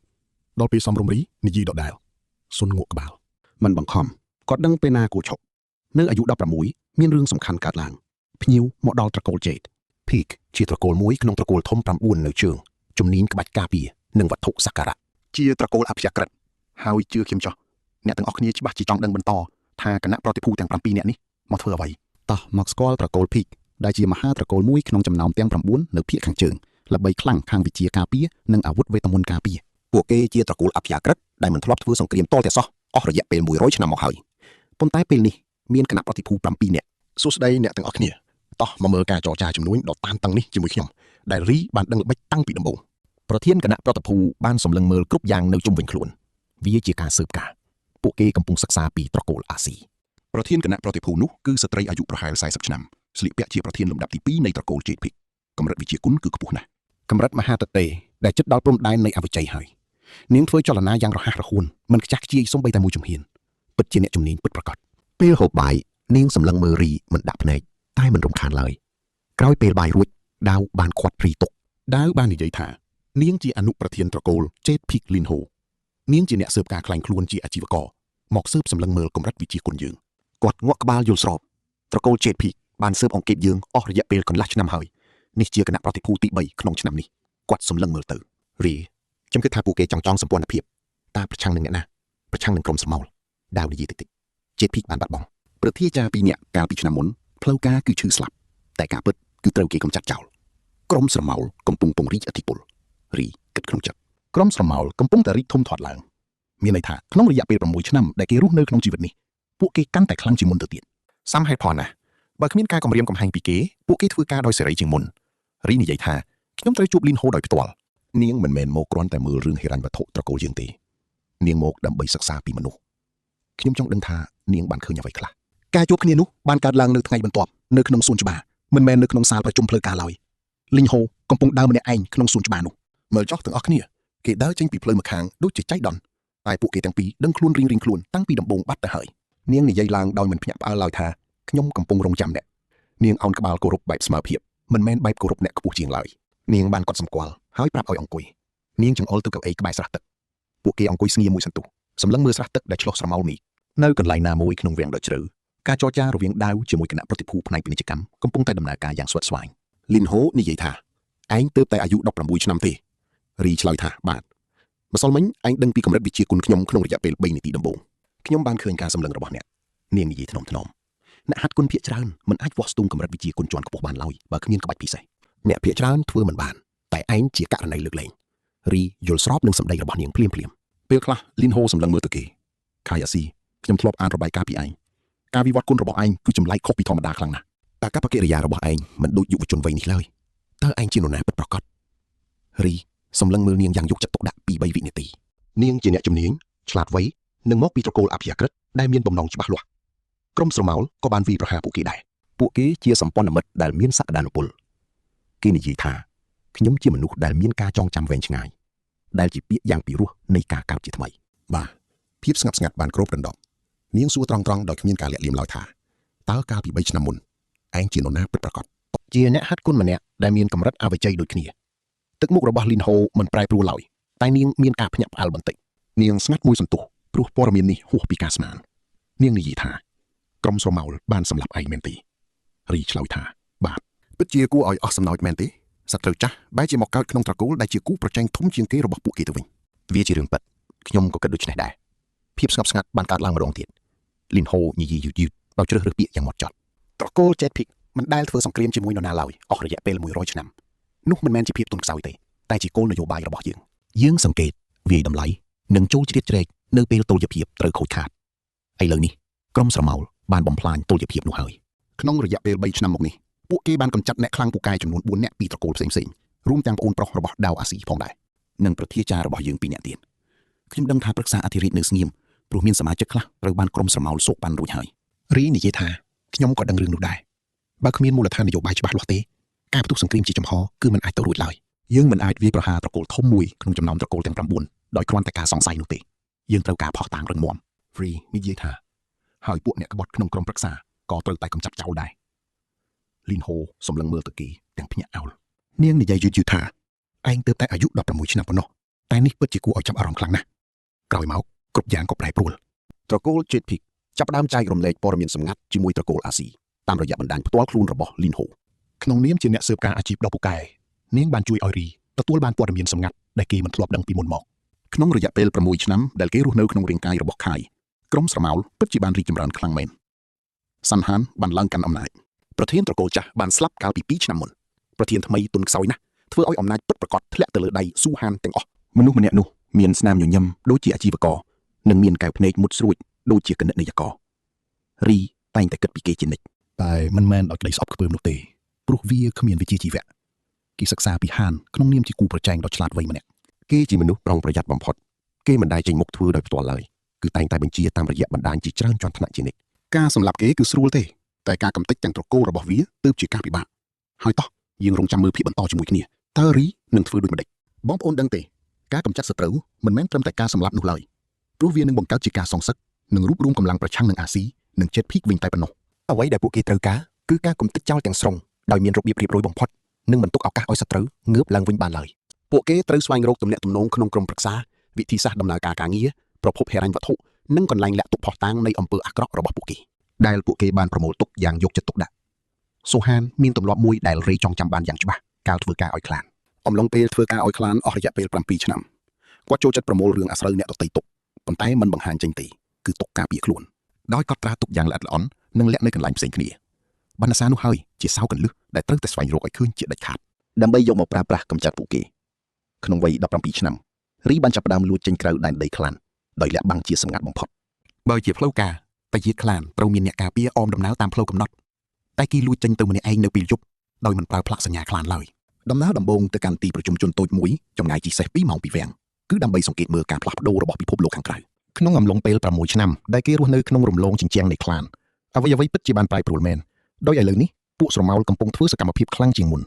រេអាចមើលដឹងតាមរយៈសញ្ញាប្រយោលមួយចំនួនដូចជាការយាមកាមតឹងរឹងហួសហេតុជុំវិញពួកឈ្មួញដែលធ្លាប់តែធ្វើដំណើរដោយសេរីដោយគ្មានអ្នកការពារនិងការនិយាយគ្នាយ៉ាងប្រុងប្រយ័ត្នតាមហាងស្រាដែលជាបរិយាកាសរបស់ទីក្រុងមួយកំពុងភ័យខ្លាចដែលដឹងខ្លួនថាកំពុងរងការតាមដានតែចាំមើលណាពេលចេញល្បាតលើកទី2គេក៏រកឃើញអ្នកផ្ដល់ព័ត៌មានម្នាក់ដែលមិនមែនជាមនុស្សរបស់ពួកស្រមោលប៉ុន្តែជាអតីតសមាជិកម្នាក់អាយុប្រហែល50ឆ្នាំដែលធ្លាប់ធ្វើការឲ្យពួកគេអស់រយៈពេល10ឆ្នាំហើយបានចាក់ចេញមកបង្កើតជីវិតដ៏ស្ងប់ស្ងាត់ដោយបើកហាងលក់ធូបក្រអូបនិងគិតថាគេបំភ្លេចចោលហើយរីបានរកឃើញគាត់តាមរយៈខ្សែរយៈសម្ងាត់3ដំណគឺតាមរយៈឈ្មួញម្នាក់ដែលស្គាល់អ្នកយាមម្នាក់ដែលស្គាល់អតីតអ្នកនាំសាររបស់ពួកស្រមោលរួចគេក៏បានទៅអង្គុយទល់មុខគាត់នៅក្នុងហាងបុរសនោះបានសម្លឹងមើលយុវជនសម្លៀកបំពាក់ធម្មតាម្នាក់នេះរួចនិយាយឡើងដោយសម្លេងខ្សឹបខ្សឹបថាឯងជាមនុស្សមកពីពួកស្រមោលមែនទេគាត់គ្មានការភ័យខ្លាចឡើយរេតបទៅវិញថាទេខ្ញុំជាលទ្ធផលដែលកើតឡើងនៅពេលដែលពួកស្រមោលធ្វើខុសបច្ចេកទេសតើពួកវាខុសត្រង់ណាគឺទុកឲ្យមានមនុស្សរស់រានមានជីវិតអ្នកផ្ដល់ព័ត៌មានសម្លឹងមើលគីយ៉ាងយូររួចពោលថាឯងនៅក្មេងពេកហើយតើបណ្ណសាររបស់សូហានលាក់នៅឯណារេសួរឡើងភាពស្ងប់ស្ងាត់គ្របដណ្ដប់ក្នុងហាងហោមដោយក្លិនធូបក្រអូបហេតុអីឯងស្គាល់វាព្រោះខ្ញុំធ្លាប់ធ្វើការឲ្យពួកវាអស់7ឆ្នាំក្នុងជាតិមុនបុរសនោះសម្លឹងមើលគីមួយផ្លែតរួចក៏លើកពេញតែមកចាក់ទឹកក្តៅជូនរួចហុចឲ្យគេទាំងនិយាយថាអង្គុយសិនមកព្រោះរឿងនេះវែងឆ្ងាយណាស់អ្នកផ្ដល់ព័ត៌មានរូបនោះមានឈ្មោះថាវៃសុនគាត់គ្មានជាប់សាច់ឈាមអ្វីជាមួយគ្រូសុនឡើយក្នុងរយៈពេលជាង10ឆ្នាំដែលធ្វើការឲ្យពួកស្រមោលវៃសុនធ្លាប់កាន់តំណែងជាអ្នករក្សាបណ្ណសារកណន័យជាផ្លូវការដោយគាត់ក្តោបរាល់កំណត់ត្រាកិច្ចសន្យាការទូទាត់និងរាល់ចលនាសម្ងាត់ទាំងអស់គាត់ដឹងច្រើនហួសពីការចាំបាច់ហើយបងប្អូនសាកគិតមើលពេលដឹងថាខ្លានកំពុងធ្លាក់ចុះដល់កម្រិតណាទើបគាត់សម្រេចចិត្តចាក់ចេញគាត់ចាក់ចេញដោយស្ងាត់ហើយខ្លានក៏មិនតាមរំខានដែរព្រោះគិតថាគាត់ជាមនុស្សតូចតាចមិនគួរចំណាយកម្លាំងតាមរោគឡើយរេបានជជែកជាមួយគាត់អស់រយៈពេល3ម៉ោងទើបដឹងថាបណ្ណសាររបស់សូហានមាន3ទម្រង់គឺរមូលសម្ងាត់នៅក្នុងវិមានធំរបស់ខ្លានច្បាប់ចម្លងលាក់ទុកជាមួយមនុស្សចំណិត3នាក់នៅតាមទីក្រុងផ្សេងគ្នានិងច្បាប់ចម្លងចុងក្រោយគឺរក្សាទុកនៅក្នុងខួរក្បាលរបស់សូហានផ្ទាល់ព័ត៌មានសំខាន់បំផុតមួយចំនួនត្រូវបានលាក់ក្នុងខួរក្បាលរបស់សូហានដោយមានមន្តអាគមការពារមិនឲ្យអ្នកណាម្នាក់អាចអានចិត្តបានឡើយ ច្បាប់ដើមនិងច្បាប់ចម្លងអាចលួចបានប៉ុន្តែច្បាប់ក្នុងខួរក្បាលគឺទាល់តែសូហានព្រមនិយាយទើបអាចដឹងបានតែវាមិនងាយនិយាយឡើយរីបានគិតពីរឿងនេះតាមផ្លូវត្រឡប់មកវិញរួចគេក៏ញញឹមម្នាក់ឯងជាលើកដំបូងសូហានច្បាស់ជាមិនងាយបើកមាត់និយាយឡើយប៉ុន្តែរីមានបច្ចេកទេសពិសេសដែលគេបានបង្កើតឡើងក្នុងរយៈពេល6ឆ្នាំកន្លងមកតាមរយៈការប្រើប្រាស់ប្រភពថាមពលទី4វាជាក្បាច់វាយប្រហារចំចំណុចជីពចរខាយដែលគ្មានកត់ត្រាក្នុងសៀវភៅក្បាច់គុណណាមួយឡើយហើយសូហានក៏មិនបានដឹងពីប្រភពនេះដែរនោះហើយជាចំណុចខ្សោយរបស់សូហានក្នុងវ័យ18ឆ្នាំគ្រូសុនបានប្រកាសថាការវឹកហាត់របស់គេត្រូវបានបញ្ចប់ជាស្ថាពរមិនមែនព្រោះរីលែងរៀនបានទៀតនោះទេប៉ុន្តែគឺដោយសារគ្រូសុនបាននិយាយថាខ្ញុំបានបង្រៀនឯងនៅអ្វីគ្រប់យ៉ាងដែលខ្ញុំមានហើយចាប់ពីពេលនេះទៅឯងត្រូវដើរផ្លូវខ្លួនឯងហើយរីបានអោនគោរពយ៉ាងជ្រាលជ្រៅនិងហៅគាត់ថាលោកគ្រូសុនជាលើកដំបូងបង្អស់ដោយមិនមែនជាការគួរសមតាមទម្លាប់តែចេញពីចិត្តដែលដឹងគុណយ៉ាងខ្លាំងសុនបានសម្លឹងមើលគេរួចនិយាយថាត្រូវតែត្រឡប់មកវិញទាំងមានជីវិតនោះជាសំណូមពរតែមួយគត់របស់ខ្ញុំនឹងព្យាយាមលោកគ្រូរេឆ្លើយតបយ៉ាងស្រទន់ដោយការហៅឈ្មោះរបស់គាត់ចំជាលើកដំបូងដែលជាឈ្មោះចាស់របស់គាត់សុនបាននិយាយគាត់គេថាឯងធ្លាប់រស់នៅពីជីវិតរួចមកហើយកុំភ្លេចថាជីវិតទី2នេះគឺជារបស់ឯងពិតប្រាកដបេសកកម្មដំបូងរបស់គេគឺការសាកល្បងទូចមួយគោលដៅគឺអ្នករក្សាទុកច្បាប់ចម្លងម្នាក់ក្នុងចំណោម3នាក់ដែលជាឈ្មោះនៅទីក្រុងកំពង់ផែគាត់មិនមែនជាអ្នកយុទ្ធគុណទេគ្រាន់តែជាមនុស្សធម្មតាដែលទទួលប្រាក់ដើម្បីរក្សាប្រអប់សម្ងាត់និងរក្សាការសម្ងាត់តែប៉ុណ្ណោះរីបានចូលទៅក្នុងទីក្រុងនាល្ងាចនោះម្នាក់ឯងដោយគ្មានអ្នកការពារនិងគ្មានអាវុធព្រោះខ្លួនគេផ្ទាល់ជាអាវុធស្រាប់ទៅហើយគេបានស្វែងរកផ្ទះរបស់ឈ្មោះនោះដែលមានការការពារយ៉ាងតឹងរឹងដោយមានមនុស្សយាមទ្វារ4នាក់ប៉ុន្តែពួកគេគ្រាន់តែជាមនុស្សធម្មតានៅពេលយប់រីបានផ្លាស់ទីនៅលើដំបូលផ្ទះយ៉ាងលឿនក្បាច់ដើរគ្មានសម្លេងរបស់គេដែលកែច្នៃជាមួយធម៌ពលប្រភពទី4កាន់តែល្អឥតខ្ចោះមិនត្រឹមតែគ្មានសម្លេងទេតែបងប្អូនជឿទេសូម្បីតែដានវត្តមានរបស់គេក៏បាត់ស្រមោលដែរមកមើលការលួចចូលដ៏ស្ងាត់ជ្រុងមុំនេះទាំងអស់គ្នាគ្មានកម្ដៅគ្មានសម្លេងឆ្មាំទ្វារទាំង4មិនដឹងខ្លួនទាល់តែសោះប៉ុន្តែឆ្មាំទ្វារខាងក្នុងមានអារម្មណ៍ថាដូចជាមានអ្វីមួយយ៉ាងខុសប្លែកតែត្រឹម1វិនាទីមុនពេលរីលិចមុខមកវាមិនគ្រប់គ្រាន់ឡើយការវាយសម្រុកចំចំណុចខៃនៅលើកសន្លប់បាត់ស្មារតីយ៉ាងទន់ភ្លន់គ្មានការឈឺចាប់និងគ្មានសម្លេងអ្វីទាំងអស់ចំណែកឯឈ្មួញវិញកំពុងតែគេងលក់លងលក់រីរកឃើញកន្លែងលាក់ទុកក្នុងរយៈពេល20នាទីដោយប្រើការកាត់បែបវែកញែកមិនមែនដើររាវរកនោះទេព្រោះឈ្មោះម្នាក់នោះត្រូវបានគេជួលឲ្យរក្សាទុកវាគាត់ខ្លាចគេរកឃើញដូចនេះគាត់មិនលាក់វានៅក្នុងផ្ទះឡើយព្រោះវាទ្វារចំហពេកលាក់ក្នុងផ្ទះតែមិនមែនក្នុងផ្ទះគឺលាក់បាតក្រោម2ជាន់ចន្លោះប្រហោងរវាងជញ្ជាំងក្រោមគ្រឹះបាតឥដ្ឋខាងក្រោមក្រោមគ្រឹះបាតឥដ្ឋនៅក្នុងបន្ទប់ក្រោមដីវាជាប្រអប់ដែកមានសៅ2ជាន់គេយកវាហើយចាក់ចេញតាមផ្លូវចាស់ឆ្មាំទាំង4នាក់នៅទ្វារធំនៅតែឈរជជែកគ្នាដដែលពួកគេមិនដឹងទាំងពេលមកនិងពេលទៅឡើយលុះថ្ងៃបន្ទាប់មកឈ្មួញនោះក៏ដឹងថាបាត់ប្រអប់នោះវីសុនបានផ្ដល់ដំណឹងទៅរីតាមច្រកផ្លូវសម្ងាត់របស់គាត់ឈ្មួញស្លន់ស្លោខ្លាំងហើយក៏តាក់ទងទៅប៉ាក់ស្រមោលភ្លាមប៉ាក់ស្រមោលចាប់ដើមឆោឡោល្អហើយទុកឲ្យពួកគេបារម្ភចុះរីបានបើកប្រអប់នោះសោពិតជាស្មុគស្មាញនិងជាវត្ថុបុរាណដែលត្រូវការពេល1ម៉ោងដើម្បីដោះវាដោយប្រើប្រាស់ធម៌ពលខៃដ៏ល្អិតរត់កាត់ប្រភពទី4ខាងក្នុងមានក្រាំងអក្សរសម្ងាត់របស់ប៉ាក់ស្រមោលរីដឹងរឿងនេះច្បាស់ព្រោះ7ឆ្នាំនៃការស្រាវជ្រាវគាត់បានអាន3ម៉ោងត្រង់នេះហើយដែលយើងត្រូវផ្ដោតអារម្មណ៍ក្នុងក្រាំងនោះមានរឿងរ៉ាវជាច្រើនរួមទាំងកិច្ចសន្យាសម្រាប់មនុស្សឈ្មោះថ្ងៃខែនិងចំនួនប្រាក់ក្នុងចំណោមឈ្មោះទាំងនោះមានប្អូនប្រុសរបស់ដាវអាស៊ីចាស់ទុំ2នាក់នៃកំពូលភ្នំត្បូងនិងឈ្មោះ12នាក់ទៀតក្នុងរយៈពេល3ឆ្នាំកន្លងមកដែលជាអ្នកវឹកហាត់មកពីប៉ាក់ផ្សេងគ្នានិងកម្រិតខុសៗគ្នារួមទាំងឈ្មោះរបស់មនុស្សនៅក្នុងក្រុមប្រឹក្សានៃអាណាចក្រដែលប៉ាក់ស្រមោលបានសូកប៉ាន់មាន4នាក់ក្នុងចំណោម12នាក់ពលគឺ1/3នៃក្រុមប្រឹក្សាទាំងមូលរីសម្លឹងមើលទៅក្រាំងនោះរួចក៏ចម្លងទុកយ៉ាងយកចិត្តទុកដាក់បំផុតគ្មានចន្លោះមួយម៉ាត់ច្បាប់ដើមផ្ញើទៅដាវអាស៊ីចំណែកច្បាប់ចម្លងផ្ញើទៅលីអនហូតាមច្រកសម្ងាត់ហើយរីក៏ធ្វើដំណើរតែម្នាក់ឯងតាមសេះដោយបន្លំខ្លួនជាឈ្មួញចមុនពេលទៅដល់ទីក្រុងកន្លះថ្ងៃគាត់ក៏មានអារម្មណ៍ថាមានអ្នកតាមដានមិនមែនតាមដានធម្មតាទេគឺជំនាញណាស់ម្នាក់នោះលាក់ខ្លួនយ៉ាងល្អក្នុងកម្រិតវយដ៏ខ្ពស់ដែលមានន័យថាប៉ាក់ស្រមោលចាប់ដើមឆ្លើយតបនឹងការបាត់ប្រអប់ទី1ហើយរីនៅតែបន្តជិះសេះធ្វើដូចគ្មានរឿងអ្វីកើតឡើងដោយគិតថាអ្នកតាមដានម្នាក់នោះគ្រាន់តែមកស៊ើបការមិនមែនមកសម្លាប់ទេពួកគេចង់ដឹងថាជាអ្នកណាមានន័យថាពួកគេបានដានតាំងពីទីក្រុងដំបូងមកម្លេះហើយកំពុងតែដេញតាមក្រោយឆ្លាតណាស់រីក៏ងាកចេញពីផ្លូវធំចូលទៅក្នុងព្រៃក្បែរនោះដោយធ្វើពុតជាជប់សម្រាប់គាត់ចងសេះនៅក្បែរអូទឹកបង្កាត់ភ្លើងតូចមួយរួចដកអាហារចេញមកក្រៅគាត់កំពុងរងចាំចំណែកអ្នកតាមដានក៏ឈប់នៅជាយព្រៃហើយលបមើលយ៉ាងយកចិត្តទុកដាក់ រីអង្គុយញ៉ាំអាហារយ៉ាងស្ងប់ស្ងៀមមិនប្រញាប់ឡើយក្រោយមក20នាទីអ្នកតាមដានក៏សម្រេចចិត្តថាអ្នកដឹងដូចខ្ញុំអញ្ចឹងគាត់ស្មានថាគោលដៅមិនដឹងខ្លួនទើបចូលមកគៀអាជីពពិតមែនតែធ្វេសប្រហែសហើយគេដើរមកយ៉ាងស្ងាត់រក្សាចម្ងាយបានល្អតែនេះជាកំហុសដ៏ធំគេគិតថាកម្រិត Voice គឺគ្រប់គ្រាន់ក្នុងការលបមើលឈ្មោះធម្មតាម្នាក់ឬដឹងខ្លួនតាំងពីចម្ងាយ30ម៉ែត្រដល់ចម្ងាយ20ម៉ែត្រគាត់កំណត់ទីតាំងបានច្បាស់លុះដល់10ម៉ែត្រគាត់ដឹងថាអ្នកតាមដានគ្រាន់តែចង់សង្កេតការប៉ុណ្ណោះមិនមែនមកសម្លាប់ទេគាត់ក៏ក្រោកឈររួចបែរក្រោយនិយាយទៅកាន់ភាពងងឹតចន្លោះដើមឈើថាចេញមកស្ងាត់ជ្រងំបន្ទាប់មកបុរសម្នាក់អាយុប្រហែល30ឆ្នាំកម្ពស់ល្មមស្លៀកពាក់ធម្មតាបានដើរចេញពីភាពងងឹតគ្មានសញ្ញាសម្គាល់បាក់អ្វីទាំងអស់ទឹកមុខស្មើធេងគួរឲ្យខ្លាច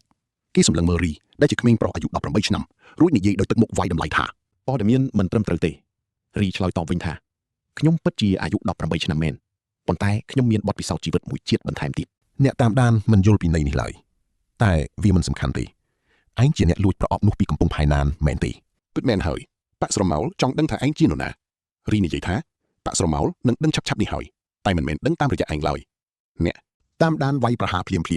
ពិតជាអ្នកអាជីពមែនស្ទុះមកមុខពីជំហានរួចដាល់មួយដៃចំខ្លួនដោយប្រមូលផ្ដុំធម្មពលខៃកម្រិត Voice នេះពិតជាខ្លាំងល្មមនឹងបំបាក់ឆ្អឹងជំនីមនុស្សធម្មតាបានយ៉ាងងាយ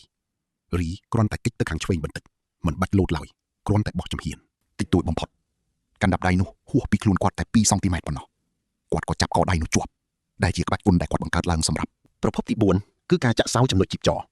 ធម្មពលខៃដ៏ល្អិតរត់កាត់បាតដៃចូលទៅក្នុងខ្សែជីបចរកដៃរបស់គូប្រកួតហើយរារាំងលំហូរធម្មពលខៃរបស់សត្រូវមិនមែនកំទេចទេគឺគ្រាន់តែបិទគប់ធ្វើឲ្យស្ពឹកទាំងស្រុងអ្នកតាមដានកក់ខ្លួនភ្លាមគេនៅតែអាចកម្រើកខ្លួនបានធម្មពលមិនអាចហូរបានឡើយដូចជាអ្នកប្រយុទ្ធដែលគ្មានកម្លាំងកំហែងអញ្ចឹងគេសម្លឹងមើលទៅរីរួចសួរថាតើឯងជានរណាជាលើកដំបូងហើយដែលសំឡេងរបស់គេលែងស្មើធេងទៀតហើយវាជាសំឡេងស្លន់ស្លោពេលដែលជួបប្រទះនឹងអ្វីដែលហួសពីការយល់ដឹងរបស់ខ្លួនទៅប្រាប់សូហានទៅថាម្នាក់ដែលវាធ្លាប់ទុកចោលឲ្យស្លាប់នៅលើច្រកភ្នំសេរ៉ូមនោះបានត្រឡប់មកវិញហើយស្ងាត់មួយសំទុះអីគេវានឹងយល់ច្បាស់មិនខាន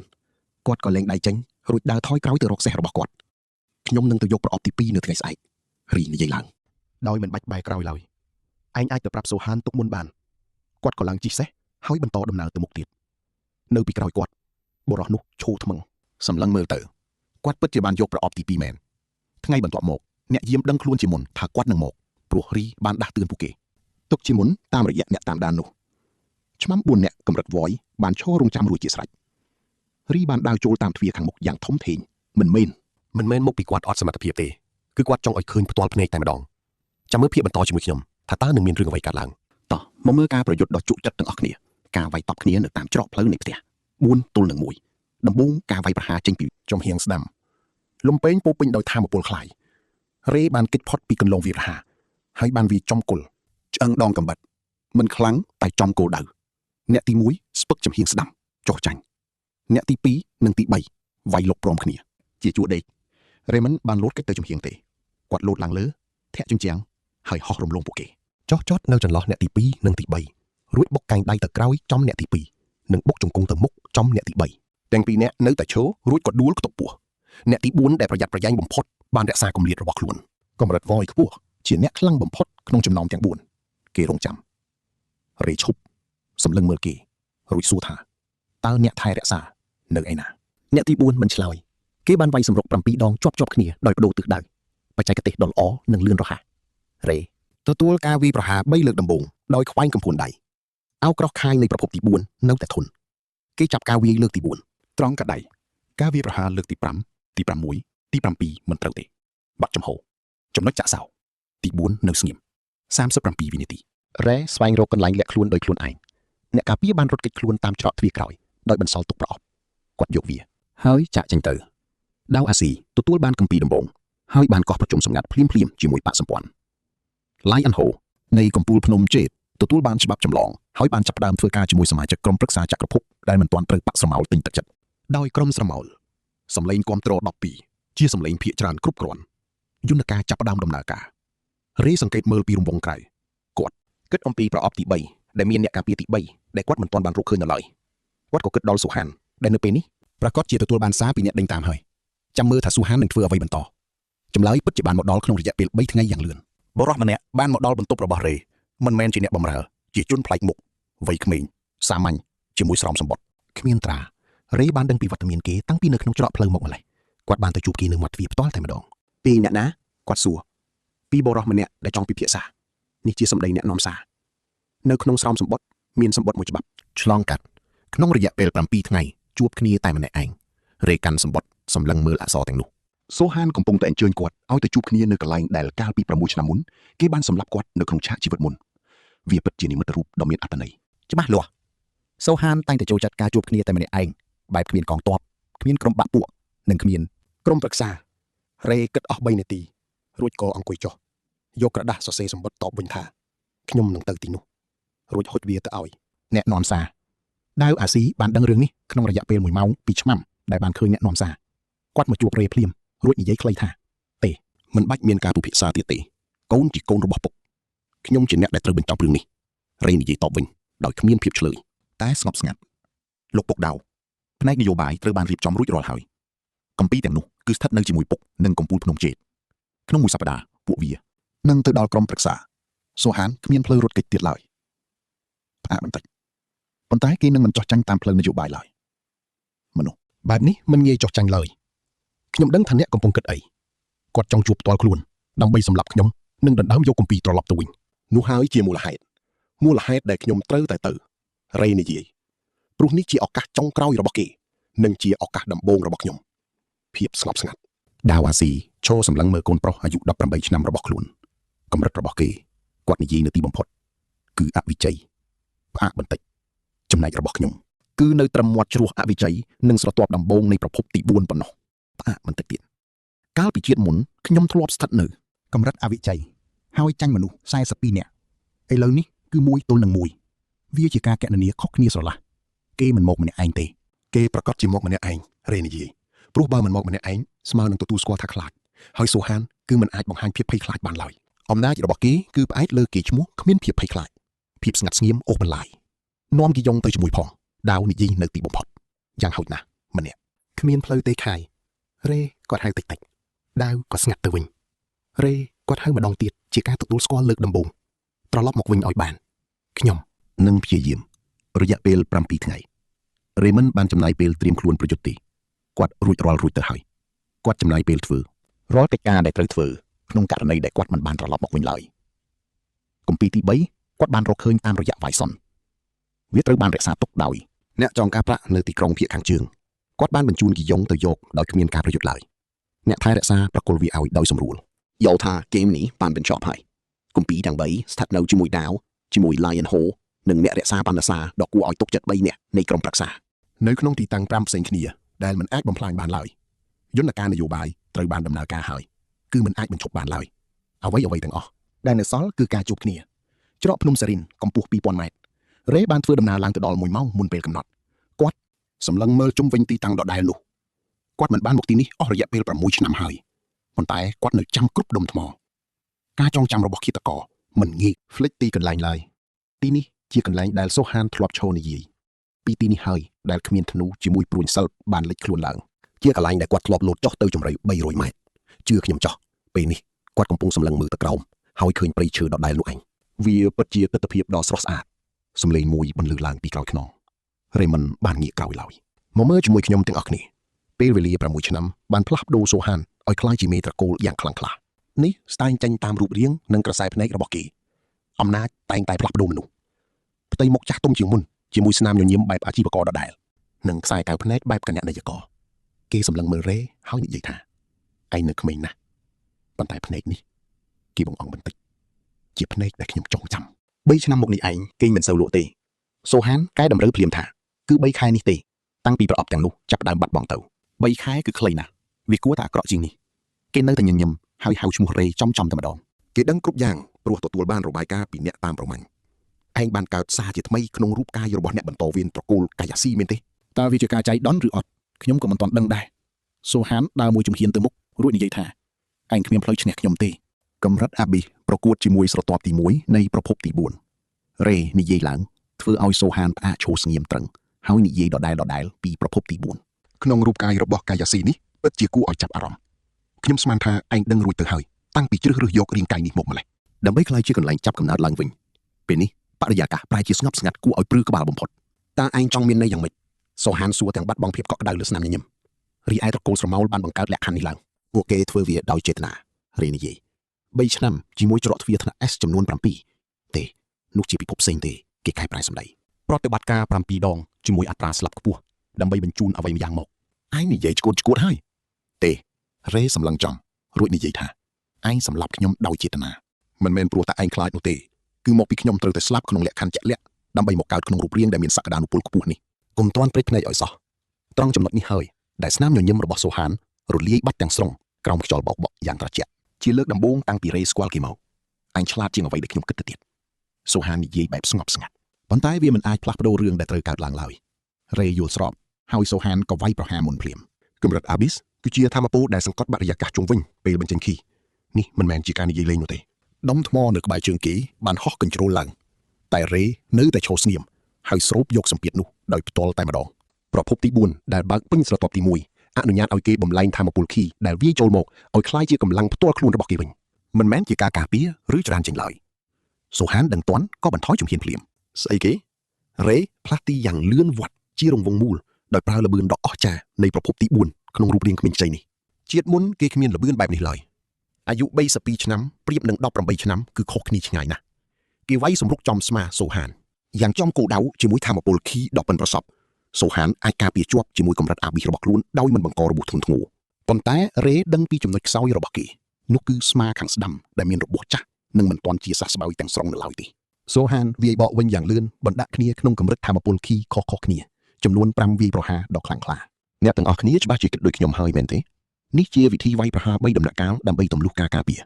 រេស្គាល់ក្បាច់នេះច្បាស់ណាស់ព្រោះគេជាអ្នកបង្កើតវាកាលពី8ឆ្នាំមុនហើយប្រគល់ទៅឲ្យត្រកូលស្រមោលសូហានកំពុងប្រើក្បាច់របស់គេដើម្បីវាយគេវិញឯងជាអ្នកបង្រៀនខ្ញុំតាគេបញ្ចេញការវាយប្រហារទី2រេគិតចេញភ្លាមកាលពី10ឆ្នាំមុនមានយុវជនម្នាក់បានយកក្បាច់ពិសេសគ្មានពីរមកឲ្យត្រកូលរបស់យើងរេទប់ការវាយប្រហារទី3ហើយបំលែងវាខ្ញុំដឹងរេនិយាយរាល់ក្បាច់វាយប្រហាររបស់ត្រកូលស្រមោលគឺកើតចេញពីខ្ញុំបាទដូច្នេះឯងស្គាល់គ្រប់ក្បាច់របស់ពួកយើងរំពេចនោះសូហានបានផ្លាស់ប្ដូរយុទ្ធសាស្ត្រវាយប្រហារភ្លាមតែម្ដងគេបដូរពីការវាយទៅជាការចាប់គៀបវិញក្បាច់ចាប់គៀបកម្រិតអាប៊ីសអាចកំទេចឆ្អឹងខ្ទេចបានយ៉ាងងាយរេស្ទើរតែគេចមិនផុតឡើយព្រោះក្បាច់ចាក់ចំណុចសំខាន់ដែលគេបានបង្កើតឡើងនោះគឺដំណើរការដោយការចាប់កដៃហើយសូហានបានយកវាមកប្រើដើម្បីចាប់កដៃស្ដាំរបស់រេយ៉ាងណែនរេមានអារម្មណ៍ថាឆ្អឹងរបស់ខ្លួនហៀបនឹងបាក់តែគេបានព្យាយាមបំលែងសម្ពាធនោះខ្លះនេះជាលើកដំបូងដែលគេឈឺចាប់ក្នុងការប្រយុទ្ធគេវាយបកវិញដោយបាត់ដៃឆ្វេងចំទ្រូងសូហានមិនមែនជាការវាយធម្មតាទេគឺចំចំណុចសរសៃខីសំខាន់សូហានថប់ដង្ហើមហើយលែងដៃទាំងពីរថយក្រោយពួកគេសម្លឹងមើលគ្នាទៅវិញទៅមកទាំងដកដង្ហើមធំសូហាននិយាយថានេះជាការបំលែងធម្មពលនៃប្រភពទី4វាមិនអាចទៅរួចឡើយសម្រាប់កម្រិតអាប៊ីសប្រភពទី4មិនមែនកម្រិតអាប៊ីសទេរីឆ្លើយតបបន្ទាប់មកភាពស្ងប់ស្ងាត់ក៏ត្រឡប់មកវិញសូហានសម្លឹងមើលគេជាមួយខ្សែកែភ្នែកដ៏ប្លែកមិនធ្លាប់មានគ្មានស្នាមញញឹមគ្មានការគិតគូរចំណេញខាតឡើយគឺមានតែការយល់ច្បាស់ឯងហើយជាគោលដៅនៃរឿងទាំងអស់នេះឯងមិនមែនជាឧបករណ៍ទេតែឯងជាគោលដៅតែម្ដងតើអ្នកណាជាអ្នកបញ្ជារេសួរឡើងហើយរឿងនេះទើបតែចាប់ដើមទេជឿខ្ញុំទៅពួកយើងនឹងរងចាំមើលការលាតត្រដាងការពិតដ៏គួរឲ្យរន្ធត់នៅភាពបន្តបន្ទាប់តោះមកមើលរឿងដ៏ជក់ចិត្តនេះជាមួយខ្ញុំគាត់សម្លឹងចំរួចសួរថាអ្នកណានៅពីក្រោយខ្ញុំមិនដឹងទេឯងក៏ហត់អត់ទេសំឡេងគាត់ប្លែកខ្លាំងហាក់ហត់នឿយរីខ្ញុំចាញ់ហើយគម្ពីរស្ថិតក្នុងដៃក្រុមប្រឹក្សាត្រកូលអាស៊ីនិងកំពូលភ្នំត្បូងកដៀនបានរួបរวมគ្នាបាននិយាយពីនយោបាយខ្ញុំចប់ហើយស្ងាត់មួយសន្ទុះខ្ញុំមិនមែនមកទីនេះដើម្បីឈ្នះទេខ្ញុំមកដើម្បីប្រាប់ឯងឲ្យប្រយ័ត្នខ្លួនអ្នកដែលជួលខ្ញុំមិនមែនជាត្រកូលណាមួយឡើយមិនមែនក្នុងចំណោមទាំង9នោះទេគាត់សម្លឹងមើលជាអ្វីផ្សេងវិញរៃក្រោកឈរខ្យល់បោកបក់លើច្រកភ្នំមានអ្វីទៀតខ្ញុំមិនដឹងថាត្រូវហៅវាថាជាអ្វីទេសូហាននិយាយយឺតសំឡេងមួយតាក់ទងគ្នាតាមរយៈវត្ថុស័ក្តិសិទ្ធិបុរាណខ្ញុំមិនដែលឃើញមុខគេឡើយគ្រាន់តែជាការងារនិងប្រាក់កម្រៃស្ងាត់មួយសន្ទុះប៉ុន្តែអំណាចនៅពីក្រោយសំឡេងនោះជាអំណាចដែលមនុស្សលោកធម្មតាមិនអាចមានឡើយភាពស្ងប់ស្ងាត់បានគ្របដណ្ដប់ហេតុអ្វីអញប្រាប់រឿងនេះដល់ខ្ញុំរីសួរពីព្រោះសូហានញញឹមចុងមាត់មិនមែនស្នាមញញឹមបែបអ្នកចំនួនទេគ្រាន់តែជាការចោះជុំថ្មិញព្រោះបើសំឡេងនោះចង់បង្កើតឯងធ្វើជាឧបករណ៍ប្រើប្រាស់មិនយូរមិនឆាប់វានឹងមកតាមយកឧបករណ៍នោះវិញមិនខានគាត់សម្លឹងមើលហើយវាល្អបំផុតគឺឯងត្រូវត្រៀមខ្លួន3ថ្ងៃក្រោយមករីបានត្រឡប់មកវិញតែម្នាក់ឯងនៅរស់សូក៏នៅរស់ដែរ រីបានទុកគេចោលនៅលើច្រកភ្នំទាំងបិទច្រកថាមពលខាយអស់រយៈពេលមួយសប្តាហ៍ពេលវាបើកឡើងវិញក្រុមប្រឹក្សាច្បាស់ជាសម្រេចចិត្តរួចរាល់ហើយត្រកូលស្រមោលដែលគ្មានការការពារផ្នែកនយោបាយគ្មានបណ្ណាសារដ្ឋានហើយថែមទាំងមានភស្តុតាងប្រឆាំងនឹងពួកគេទៀតនោះដាវបានមកជួបគេនៅមាត់ទ្វារធំគាត់មើលទៅកូនប្រុសសម្លឹងកាដៃស្ដាំដែលរុំរបួសនិងមុខដ៏ហត់នឿយតើវាចប់ហើយឬនៅគាត់សួរបើតាមផ្លូវនយោបាយគឺចប់ហើយរេឆ្លើយត្រកូលស្រមោលនឹងត្រូវរំលាយចោលតាមការសម្រេចចិត្តរបស់ក្រុមប្រឹក្សាក្នុងរយៈពេល1ខែទៀតហើយក្រៅពីនោះរីគិតរកវិធីឆ្លើយមិនទាន់ទេទីបំផុតគេក៏និយាយចេញមកមិនទាន់ចប់ឡើយដាវសម្លឹងមើលគេដោយភាពងឿងឆ្ងល់មាននរណាម្នាក់កំពុងបង្កើតខ្ញុំឡើងដោយចេតនាសំឡេងគ្មានមុខមាត់ដែលបានជួលសូហាននោះរេនិយាយយ៉ាងម៉ឺងម៉ាត់ខ្ញុំមិនមែនជាឧបករណ៍របស់នរណាម្នាក់ឡើយនៅក្នុងគម្រោងការរបស់ពួកគេទេតើកូនចង់ធ្វើអ្វីបន្តស្វែងរកពួកគេគ្រាន់តែចង់យល់ដឹងនិងសម្រេចចិត្តដោយខ្លួនឯងថាត្រូវធ្វើអ្វីបន្តដាវអាស៊ីក្រោកឈរគាត់សម្លឹងមើលកូនប្រុសអាយុ18ឆ្នាំដែលបានត្រឡប់មកពីច្រកភ្នំដែលគេធ្លាប់ស្លាប់ម្ដងល្អណាស់គាត់និយាយនៅទីបំផុតអញ្ចឹងញ៉ាំបាយសិនទៅរីស្ទើរតែញញឹមចេញមកបាទយប់នោះរីអង្គុយម្នាក់ឯងក្នុងសួនច្បារគេសម្លឹងមើលទៅលើមេឃគិតអំពីសម្លេងគ្មានមុខនោះគិតអំពីសូហានដែលជាលើកដំបូងបង្អស់តាំងពីស្គាល់គ្នាមកបាននិយាយចេញមកដោយស្មោះត្រង់និងគិតអំពីការពិតដែលថាក្រៅពីការសងសឹកដែលគេធ្លាប់ចាត់ទុកជាចំណុចបញ្ចប់ទៅហើយនោះនៅមានវិសាលភាពថ្មីមួយទៀតកំពុងរងចាំគេគិតអំពីកូនប្រុសដែលធ្លាប់និយាយថាកុំភ្លេចណាថាជីវិតទី2នេះជារបស់កូនគិតអំពីដាវដែលធ្លាប់ប្រាប់គេថាឲ្យត្រឡប់មកវិញគិតថាអាយុ18ឆ្នាំគ្រាន់តែជាការចាប់ផ្ដើមប៉ុណ្ណោះថាមពលស្រទាប់ទី1នៃប្រភពទី4បានបើកហើយនៅសល់3ស្រទាប់ទៀតនៅខាងមុខឥឡូវប្រយ័ត្នឲ្យមែនតែនកម្រិតកំពូលដែលគេចាត់ទុកត្រឹមទ្រឹស្ដីសំឡេងគ្មានមុខដែលមានអំណាចលើសារមនុស្សលោកផ្លូវដ៏វែងឆ្ងាយប៉ុន្តែជាផ្លូវរបស់គេមិនមែនជាផែនការឬឧបករណ៍ប្រើប្រាស់របស់អ្នកដទៃឡើយគេហូតកំបិតតូចមួយដែលតែងតែនៅជាប់ខ្លួនជានិច្ចមកសម្លឹងមើលមុខកំបិតឆ្លោះឃើញស្រមោលខ្លួនឯងលើលោហៈធាតុផ្ទៃមុខយុវជនអាយុ18ឆ្នាំដែលមានកែវភ្នែកឆ្លងកាត់ពីជាតិគេទុកកំបិតនោះវិញក្រោកឈររួចចូលគេងត្រកូលស្រមោលត្រូវបានរំលាយជាផ្លូវការនៅ31ថ្ងៃក្រោយមកក្រុមប្រឹក្សាអធិរាជបោះឆ្នោត8សម្លេងក្នុងចំណោម12ទីប្រឹក្សាទាំង4នាក់ដែលគេទិញក្បាលបានព្យាយាមរារាំងប៉ុន្តែលីងហូបានរៀបចំគម្រោងការយ៉ាងម៉ត់ចត់បំផុត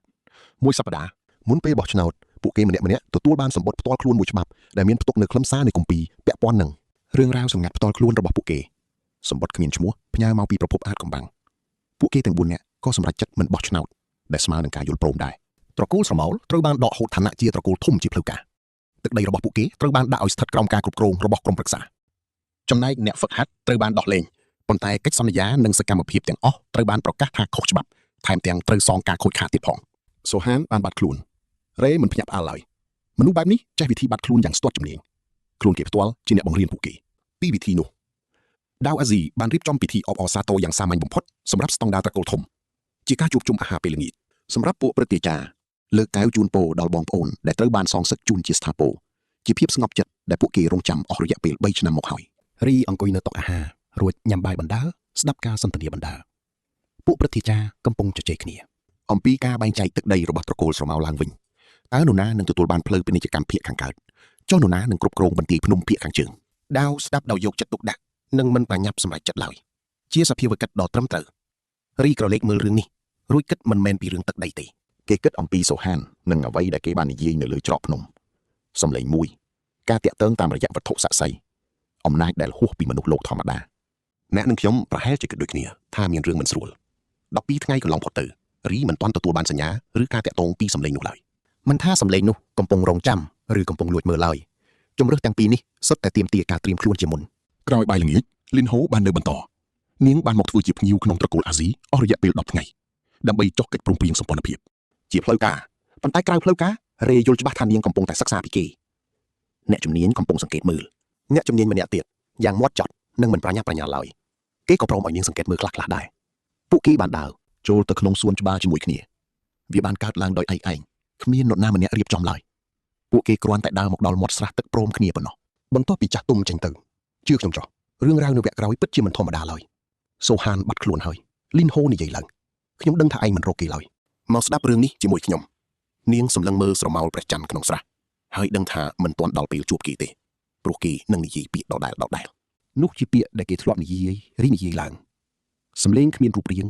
ទំនាក់ទំនងតាមរយៈវត្ថុស័ក្តិសិទ្ធិពីនយោជកដែលគេមិនដែលឃើញការដេញតាមសូហានឥឡូវនេះខ្ជះខ្ជាយពេលណាស់អ្វីដែលត្រូវរកឲ្យឃើញគឺនយោជកនោះតើអ្នកមានតម្រុយអ្វីខ្លះទេគ្រាន់តែជាគំនិតប៉ុណ្ណោះរីកកែតម្រូវគេគិតមួយសន្ទុះលីអនហូទទួលបានការទុកចិត្តខ្លះៗប៉ុន្តែវាមិនទាន់ពេញលេញឡើយគេមិនដែលទុកចិត្តអ្នកណាទាំងស្រុងក្រៅពីកូនគ្រូនិងដៅនោះទេប៉ុណ្ណឹងគឺល្មមហើយវត្ថុស័ក្តិសិទ្ធិដែលជារបស់នយោជកនោះគេនិយាយថាវត្ថុស័ក្តិសិទ្ធិបែបនេះមិនត្រូវបានបង្កើតឡើងក្នុងត្រកូលឡើយវាហួសពីសមត្ថភាពរបស់កម្ពុជាជាងនៅជេតភីកទៅទៀតគេសម្លឹងមើលទៅក្នុងស្រះទឹករួចនិយាយថាវត្ថុនេះចាស់ជាងនេះទៅទៀតលីអានហូនិយាយតិចៗថាវាអាចជារបស់សម័យមុនបង្កើតត្រកូលមនុស្សភាគច្រើនគិតថាវាគ្រាន់តែជារឿងព្រេងប៉ុន្តែពួកគេភាគច្រើនមិនដែលធ្វើការជាមួយខៃអស់រយៈពេល20ឆ្នាំឡើយរីនិយាយបន្តស្រទាប់ដំបូងនៃប្រភពទី4បញ្ចេញថាមពលប្លែកម្យ៉ាងដែលមិនធ្លាប់មាននៅក្នុងក្បាច់គុណទូទៅឡើយនៅក្នុងគម្ពីរបុរាណគេហៅវាថាថាមពលខៃដើមវាជាថាមពលដ៏ចំណាស់បំផុតដែលមានមុនថាមពលធម្មតាទៅទៀតលីអនហូស្ងាត់មាត់អស់មួយសន្ទុះធំនាងនិយាយថានៅក្នុងបណ្ណសារឋានសម្ងាត់របស់ជេតភីកមានផ្នែកហាមឃាត់មួយវាផ្ទុកទៅដោយគម្ពីរសម័យមុនបង្កើតត្រកូលហើយភាគច្រើនត្រូវបានសរសេរជាកូដសម្ងាត់ដែលគ្មានអ្នកណាអាចបកស្រាយបានឡើយចាំអ៊ុតមើលទាំងអស់គ្នាជេតភីកជាត្រកូលបិទជិតប៉ុន្តែនាងសន្យាថានឹងសុំការអនុញ្ញាតពីមេត្រកូលឲ្យបាននាងសុំពេល1ខែប៉ុន្តែចម្លើយបានមកដល់មុនកំណត់នៅរាត្រីទី15ក្រោយការសន្ទនានៅក្នុងសួនច្បាររីបានភ្ញាក់ដឹងខ្លួនមិនមែនដោយសារតែលឺសំឡេងទេគឺដោយសារវិញ្ញាណដឹងមានអ្វីមួយយ៉ាងនៅក្នុងបន្ទប់បានផ្លាស់ប្ដូរប៉ុន្តែមិនមែនជាមនុស្សឡើយបើជាមនុស្សគឺច្បាស់ជាដឹងខ្លួនតាំងពីចម្ងាយ30ម៉ែត្រម្លេះនេះជាធម្មពលចម្លែកម្យ៉ាងដែលគេមិនដែលស្គាល់គេបើកភ្នែកឡើងក៏ស្រាប់តែឃើញវត្ថុស័ក្តិសិទ្ធិមួយនៅលើតុវាជាថ្មពណ៌ខ្មៅរាងមូលតូចល្មមប៉ុនកណ្ដាប់ដៃនៅខាងក្នុងថ្មនោះមានសរសៃពណ៌ក្រហមភ្លឺខ្សោយកំពុងលោតរីសម្លឹងមើលវារួចក៏ក្រោកឈរឡើងយឺតគេដើរទៅជិតតុដោយប្រុងប្រយ័ត្នបំផុតថ្មនោះនៅតែបន្តលោតភ្លឺស្រអាប់ទៅតាមចង្វាក់មិនទៀងទាត់របស់វាចង្វាក់នោះដូចជាការដកដង្ហើមអីចឹងរីលូកដៃទៅជិតហើយគេក៏មានអារម្មណ៍ដឹងពីថាមពលខៃដ៏ចំណាស់នោះភ្លាមវាជាថាមពលដើមដ៏ធំធេងប្រៀបដូចជាមហាសមុទ្រខណៈដែលថាមពលធម្មតាប្រៀបបានត្រឹមតែជាទន្លេតូចមួយប៉ុណ្ណោះអ្នកនិងខ្ញុំប្រកាសជាភ័យជំនួសហើយពេលគេប៉ះវាស្រាប់តែមានសម្លេងបន្លឺឡើងយ៉ាងអាតកំបាំងប៉ុន្តែរាយមិនព្រមដកដៃចេញឡើយគេកាន់ថ្មនោះជាប់ដើម្បីរងចាំសម្លេងនោះបន្លឺឡើងពីខាងក្នុងមិនមែននៅក្នុងក្បាលទេគឺជ្រៅជាងគំនិតទៅទៀតវាដូចជាមានអ្វីមួយយ៉ាងកំពុងនិយាយពីជំរឿចិត្តខ្ញុំរងចាំឯងយូរហើយឯងពិតជាភាជនៈដ៏រឹងរូសពិតមែនសម្លេងនោះបន្តឯងជាអ្នកបង្កើតលក្ខខណ្ឌឲ្យខ្ញុំចាប់កំណើតឡើងវិញមែនទេរីសួរតិចដើម្បីកុំឲ្យផ្អើលដល់មនុស្សក្នុងវាំងតើឯងជាអ្នកណាឈ្មោះមិនសំខាន់ទេអ្វីដែលសំខាន់គឺហេតុផលឯងស្គាល់ប្រភពទី4ច្បាស់ហើយក៏ដឹងពីធម្មពលដ៏មហិមារបស់វាដែរវាផ្ដល់នូវភាពច្បាស់លាស់និងអានុភាពផ្ដាច់ការសម្លេងនោះនិយាយយឺតប៉ុន្តែឯងប្រហែលជាមិនដឹងពីប្រភពរបស់វាឡើយប្រាប់ខ្ញុំមកប្រភពទី4មិនមែនជាការប្រែប្រួលធម្មជាតិទេវាជាកេរដំណែលដែលគេបន្សល់ទុកក្នុងគោលបំណងច្បាស់លាស់មួយតើគោលបំណងអ្វីទៅស្ងាត់មួយសន្ទុះស្រាប់តែសរសៃក្រហមលើថ្មនោះភ្លឺឡើងពិភពលោករបស់ SA កំពុងតែរលាយសាបសូន្យបន្តិចម្ដងឯងមើលមិនឃើញទេព្រោះជីវិតនេះឯងនៅក្មេងពេកហើយជីវិតមុនឯងរវល់តែគិតរឿងសងសឹកប៉ុន្តែវាបានចាប់ផ្ដើម300ឆ្នាំមកហើយប្រភពធម្មពលខៃកំពុងតែរៀងស្ងួតទៅក្នុងរយៈពេល100ឆ្នាំទៀតអ្នកហាត់ក្បាច់គុណទាំងអស់នឹងត្រូវរលាយបាត់បង់រូបរាងមិនមែនដោយសារតែពួកគេទុនខ្សោយនោះទេគឺដោយសារតែលែងមានធម្មពលខៃទៀតហើយរីឈោថ្មឹងដង្ដៃកាន់ដុំថ្មជាប់ធម្មពលខៃកំពុងរៀងស្ងួតមែនទេគេសួរដដែលតើវាមានន័យយ៉ាងម៉េចធម្មពលខៃមិនអាចកើតឡើងដោយឯងបានឡើយវាមានប្រភពចេញពីសសរត្រង់ដើមនៅក្នុងពិភព SA មានកន្លែងមួយដែលហៅថាសសរខៃដើមវាជាកន្លែងដែលធម្មពលខៃដំបងបង្អស់បានសាយភាយកាលពី 3000 ឆ្នាំមុនគ្រូបង្វឹកគ្រប់រូបសុទ្ធតែប្រើប្រាស់ធម្មពលដែលចេញពីទីនោះសម្លេងនោះប្រែជាខ្សោយទៅសសរនោះត្រូវបានគេបំផ្លាញដោយចេតនាកាលពី300ឆ្នាំមុនដោយសារអ្នកណាទៅនោះជារឿងវែងឆ្ងាយណាស់មិនអាចនិយាយចប់ក្នុងមួយយប់ឡើយចុះតើឯងចង់បានអ្វីពីខ្ញុំទៅវិញមានតែអ្នកប្រើប្រាស់ប្រភពទី4ប៉ុណ្ណោះដែលអាចចូលទៅក្នុងសសរនោះបានព្រោះមានតែធម្មពលខៃដើមទេដែលត្រូវគ្នានឹងរចនាសម្ព័ន្ធរបស់វាឯងគឺជាភាជនៈតែមួយគត់ក្នុងរយៈពេល300ឆ្នាំនេះដែលអាចជួសជុលវាបានរីគិតមួយសន្ទុះឯងបង្កើតខ្ញុំឡើងសម្រាប់រឿងនេះមែនទេខ្ញុំមិនបានបង្កើតឯងទេខ្ញុំគ្រាន់តែបង្កើតលក្ខខណ្ឌដើម្បីឲ្យឯងលេចមុខឡើងមកប៉ុណ្ណោះវាខុសគ្នាឆ្ងាយណាស់សំឡេងនោះសើចចំអកបន្តិចខ្ញុំមិនអាចគ្រប់គ្រងការកើតឬស្លាប់ឡើងវិញបានឡើយអ្វីគឺអាស្រ័យលើខ្លួនឯងទាំងស្រុងចុះរឿងដែលឯងជួលគេឲ្យមកសម្រាប់ខ្ញុំនោះវិញទេខ្ញុំជួលគេដើម្បីបង្កើតលក្ខខណ្ឌឲ្យឯងស្លាប់ក្នុងស្ថានភាពតានតឹងបំផុតប៉ុណ្ណោះការស្លាប់របស់កម្ពុជាអ្នកគុណនិយមក្នុងពេលប្រយុទ្ធដ៏តានតឹងនឹងបន្សល់ទុកនូវស្លាកស្នាមវិញ្ញាណយ៉ាងខ្លាំងក្លាបំផុតស្នាមវិញ្ញាណនោះនឹងជួយដាស់ប្រភពទី4នៅក្នុងរាងកាយថ្មីឯងត្រូវតែស្លាប់ក្នុងសមរភូមិមិនមែនដោយសារជំងឺឬគ្រោះថ្នាក់ឡើយជឿខ្ញុំចុះបើទោះបីជាសូហាន់ជាអ្នកចុចកេះសម្លាប់ក៏ដោយតែផែនការពីក្រោយខ្នង ពិតជាគួរឲ្យខ្លាចខ្លាំងណាស់តោះមកមើលទាំងអស់គ្នាខ្ញុំជាអ្នកបង្កើតលក្ខខណ្ឌឲ្យឯងសម្រេចចិត្តធ្វើវាជាមួយនឹងស្នាមញញឹមចម្លែកនោះម្ដងទៀត រេនៅស្ងៀមថ្មនៅក្នុងដៃរបស់គេមានកម្ដៅអ៊ុននិងលោតញាប់ស្មើគ្នាដូចជាចង្វាក់បេះដូងខ្ញុំមិនមែនជាឧបករណ៍ប្រើប្រាស់ទេគេនិយាយឡើងខ្ញុំដឹងខ្ញុំនឹងធ្វើអ្វីដែលខ្ញុំគិតថាចាំបាច់មិនមែនធ្វើតាមបញ្ជាឯងទេសំឡេងនោះបន្លឺឡើងវិញថាខ្ញុំដឹងច្បាស់ណាស់នោះជាមូលហេតុដែលឯងស័ក្តិសមបំផុតឧបករណ៍មិនអាចចូលក្នុងសសរបានទេមានតែមនុស្សដែលចេះសម្រេចចិត្តដោយខ្លួនឯងប៉ុណ្ណោះដែលយើងត្រូវការតើសសរនោះនៅឯណាភាពស្ងប់ស្ងាត់កើតឡើងនោះជាសំណួរត្រឹមត្រូវដំបូងបំផុតសំឡេងនោះក៏ប្រែប្រួលបន្តិចមិនមានកក់ក្ដៅទេតែវាជិតស្និទ្ធជាងមុនការធ្វើដំណើរនឹងត្រូវចំណាយពេលច្រើនឆ្នាំឯងមិនទាន់ត្រៀមខ្លួនរួចរាល់ទេស្រទាប់ទី1នៃប្រភពទី4គ្រាន់តែជាការចាប់ផ្ដើមប៉ុណ្ណោះយ៉ាងហោចណាស់ក៏ត្រូវឈានដល់ស្រទាប់ទី3ដែរហើយបើបានស្រទាប់ទី4គឺរត់តែល្អប្រសើរសំឡេងនោះនិយាយតែនិយាយត្រង់ទៅខ្ញុំមិនដឹងថារាងកាយឯងអាចទ្រាំទ្រនឹងការបើកស្រទាប់ទី4បានទេព្រោះគ្មាននរណាធ្លាប់សាកឡើយខ្ញុំកោតសរសើរដែលឯងមិនស្លន់ស្លោការភ័យខ្លាចគឺខាតពេលទៅទេរេនីយីបន្ទាប់មកសំឡេងនោះបន្លឺឡើងកាន់តែខ្សឹកខ្សឹកវាជាទឹកដមសំឡេងដែលរេមិននឹកស្មានថានឹងបានឮពីអត្ថិភាពដែលមានអំណាចលើសពីមនុស្សធម្មតាកាលពីជាតិមុនឯងគ្រាន់តែជាឧបករណ៍តែក្នុងជាតិទី2នេះឯងអាចជ្រើសរើសផ្លូវជីវិតដោយខ្លួនឯងវាមិនមែនជាការចៃដន្យទេរក្សាថ្មនោះទុកទៅពេលណាឯងត្រៀមខ្លួនរួចរាល់សម្រាប់ការសន្ទនាបន្ទាប់គ្រាន់តែកាន់វាក្នុងដៃទៅសរសៃពណ៌ក្រហមក៏រលត់ទៅវិញហើយថ្មនោះក៏ប្រែជាខ្មៅវាប្រែជាត្រជាក់និងមានសភាពធម្មតាបំផុតលុះត្រាតែកាន់វាក្នុងដៃហើយដឹងពីវិធីសង្កេតទើបអាចដឹងពីចង្វាក់លោតដ៏ជ្រៅរបស់វាឥឡូវនេះប្រយ័ត្នឲ្យមែនតែនរេបានដាក់ថ្មលើតុរួចអង្គុយលើគ្រែគិតពិចារណាយ៉ាងយូរអំពីអ្វីដែលត្រូវធ្វើបន្តទៀតនៅខាងក្រៅបង្អួចងងឹតស្លប់មុនពេលថ្ងៃរះសួនច្បារស្ងាត់ជ្រងំរាជវាំងកំពុងលងលក់ប្រភពធម្មពលកៃកំពុងតែរៀងស្ងួតទៅសសរបុរាណត្រូវខូចខាតគេជាមនុស្សតែម្នាក់គត់ដែលអាចផ្ទុកប្រភពទី4ក្នុងរយៈពេល300ឆ្នាំនេះរេគឺជាអ្នកហាត់ប្រាណម្នាក់ដែលបានចំណាយជីវិតដំបូងជាឃាតករតាមបញ្ជាគេហើយពេលនេះម្ដងទៀតហើយដែលមាននរណាម្នាក់កំពុងដាក់ការងារឲ្យគេធ្វើចំណុចខុសប្លែកគឺលើកនេះគេអាចបដិសេធបានសម្លេងនោះបាននិយាយថាឧបករណ៍គឺមិនអាចប្រើបានទេត្រូវតែជាមនុស្សដែលចេះសម្រេចចិត្តមានន័យថាគេពិតជាមានសិទ្ធិក្នុងការបដិសេធនិងមានសិទ្ធិពេញលេញក្នុងការទាមទារលក្ខខណ្ឌផ្ទាល់ខ្លួនរបស់គេដូចគ្នាដែរគេក៏កេងចុះរួចបិទភ្នែកថ្ងៃស្អែកគេត្រូវពិភាក្សាជាមួយគ្រូសុនជាមុនសិនបន្ទាប់មកជាមួយដាវរួចសឹមសម្រេចចិត្តតាមក្រោយលុះព្រឹកឡើងគេបានហៅគ្រូសុននិងដាវទៅជួបមិនមែននៅក្នុងបន្ទប់ធ្វើការទេគឺនៅសួនច្បារក្បែរស្រះទឹកនិងនៅលើបងអង្គុយដដែលនោះជាកន្លែងដែលคล้ายជាទីតាំងដ៏សំខាន់សម្រាប់ការជជែកគ្នាគេបានប្រាប់រឿងរ៉ាវគ្រប់យ៉ាងដោយគ្មានលាក់លៀមអំពីថ្មនិងសម្លេងចម្លែកនោះទាំងរឿងសរសើរបុរាណប្រភពទី4និងគោលបំណងរបស់វារួមទាំងការរីងស្ងួតនៃធម្មពលកៃអស់រយៈពេល300ឆ្នាំគ្រូសុនស្ដាប់ដោយស្ងៀមស្ងាត់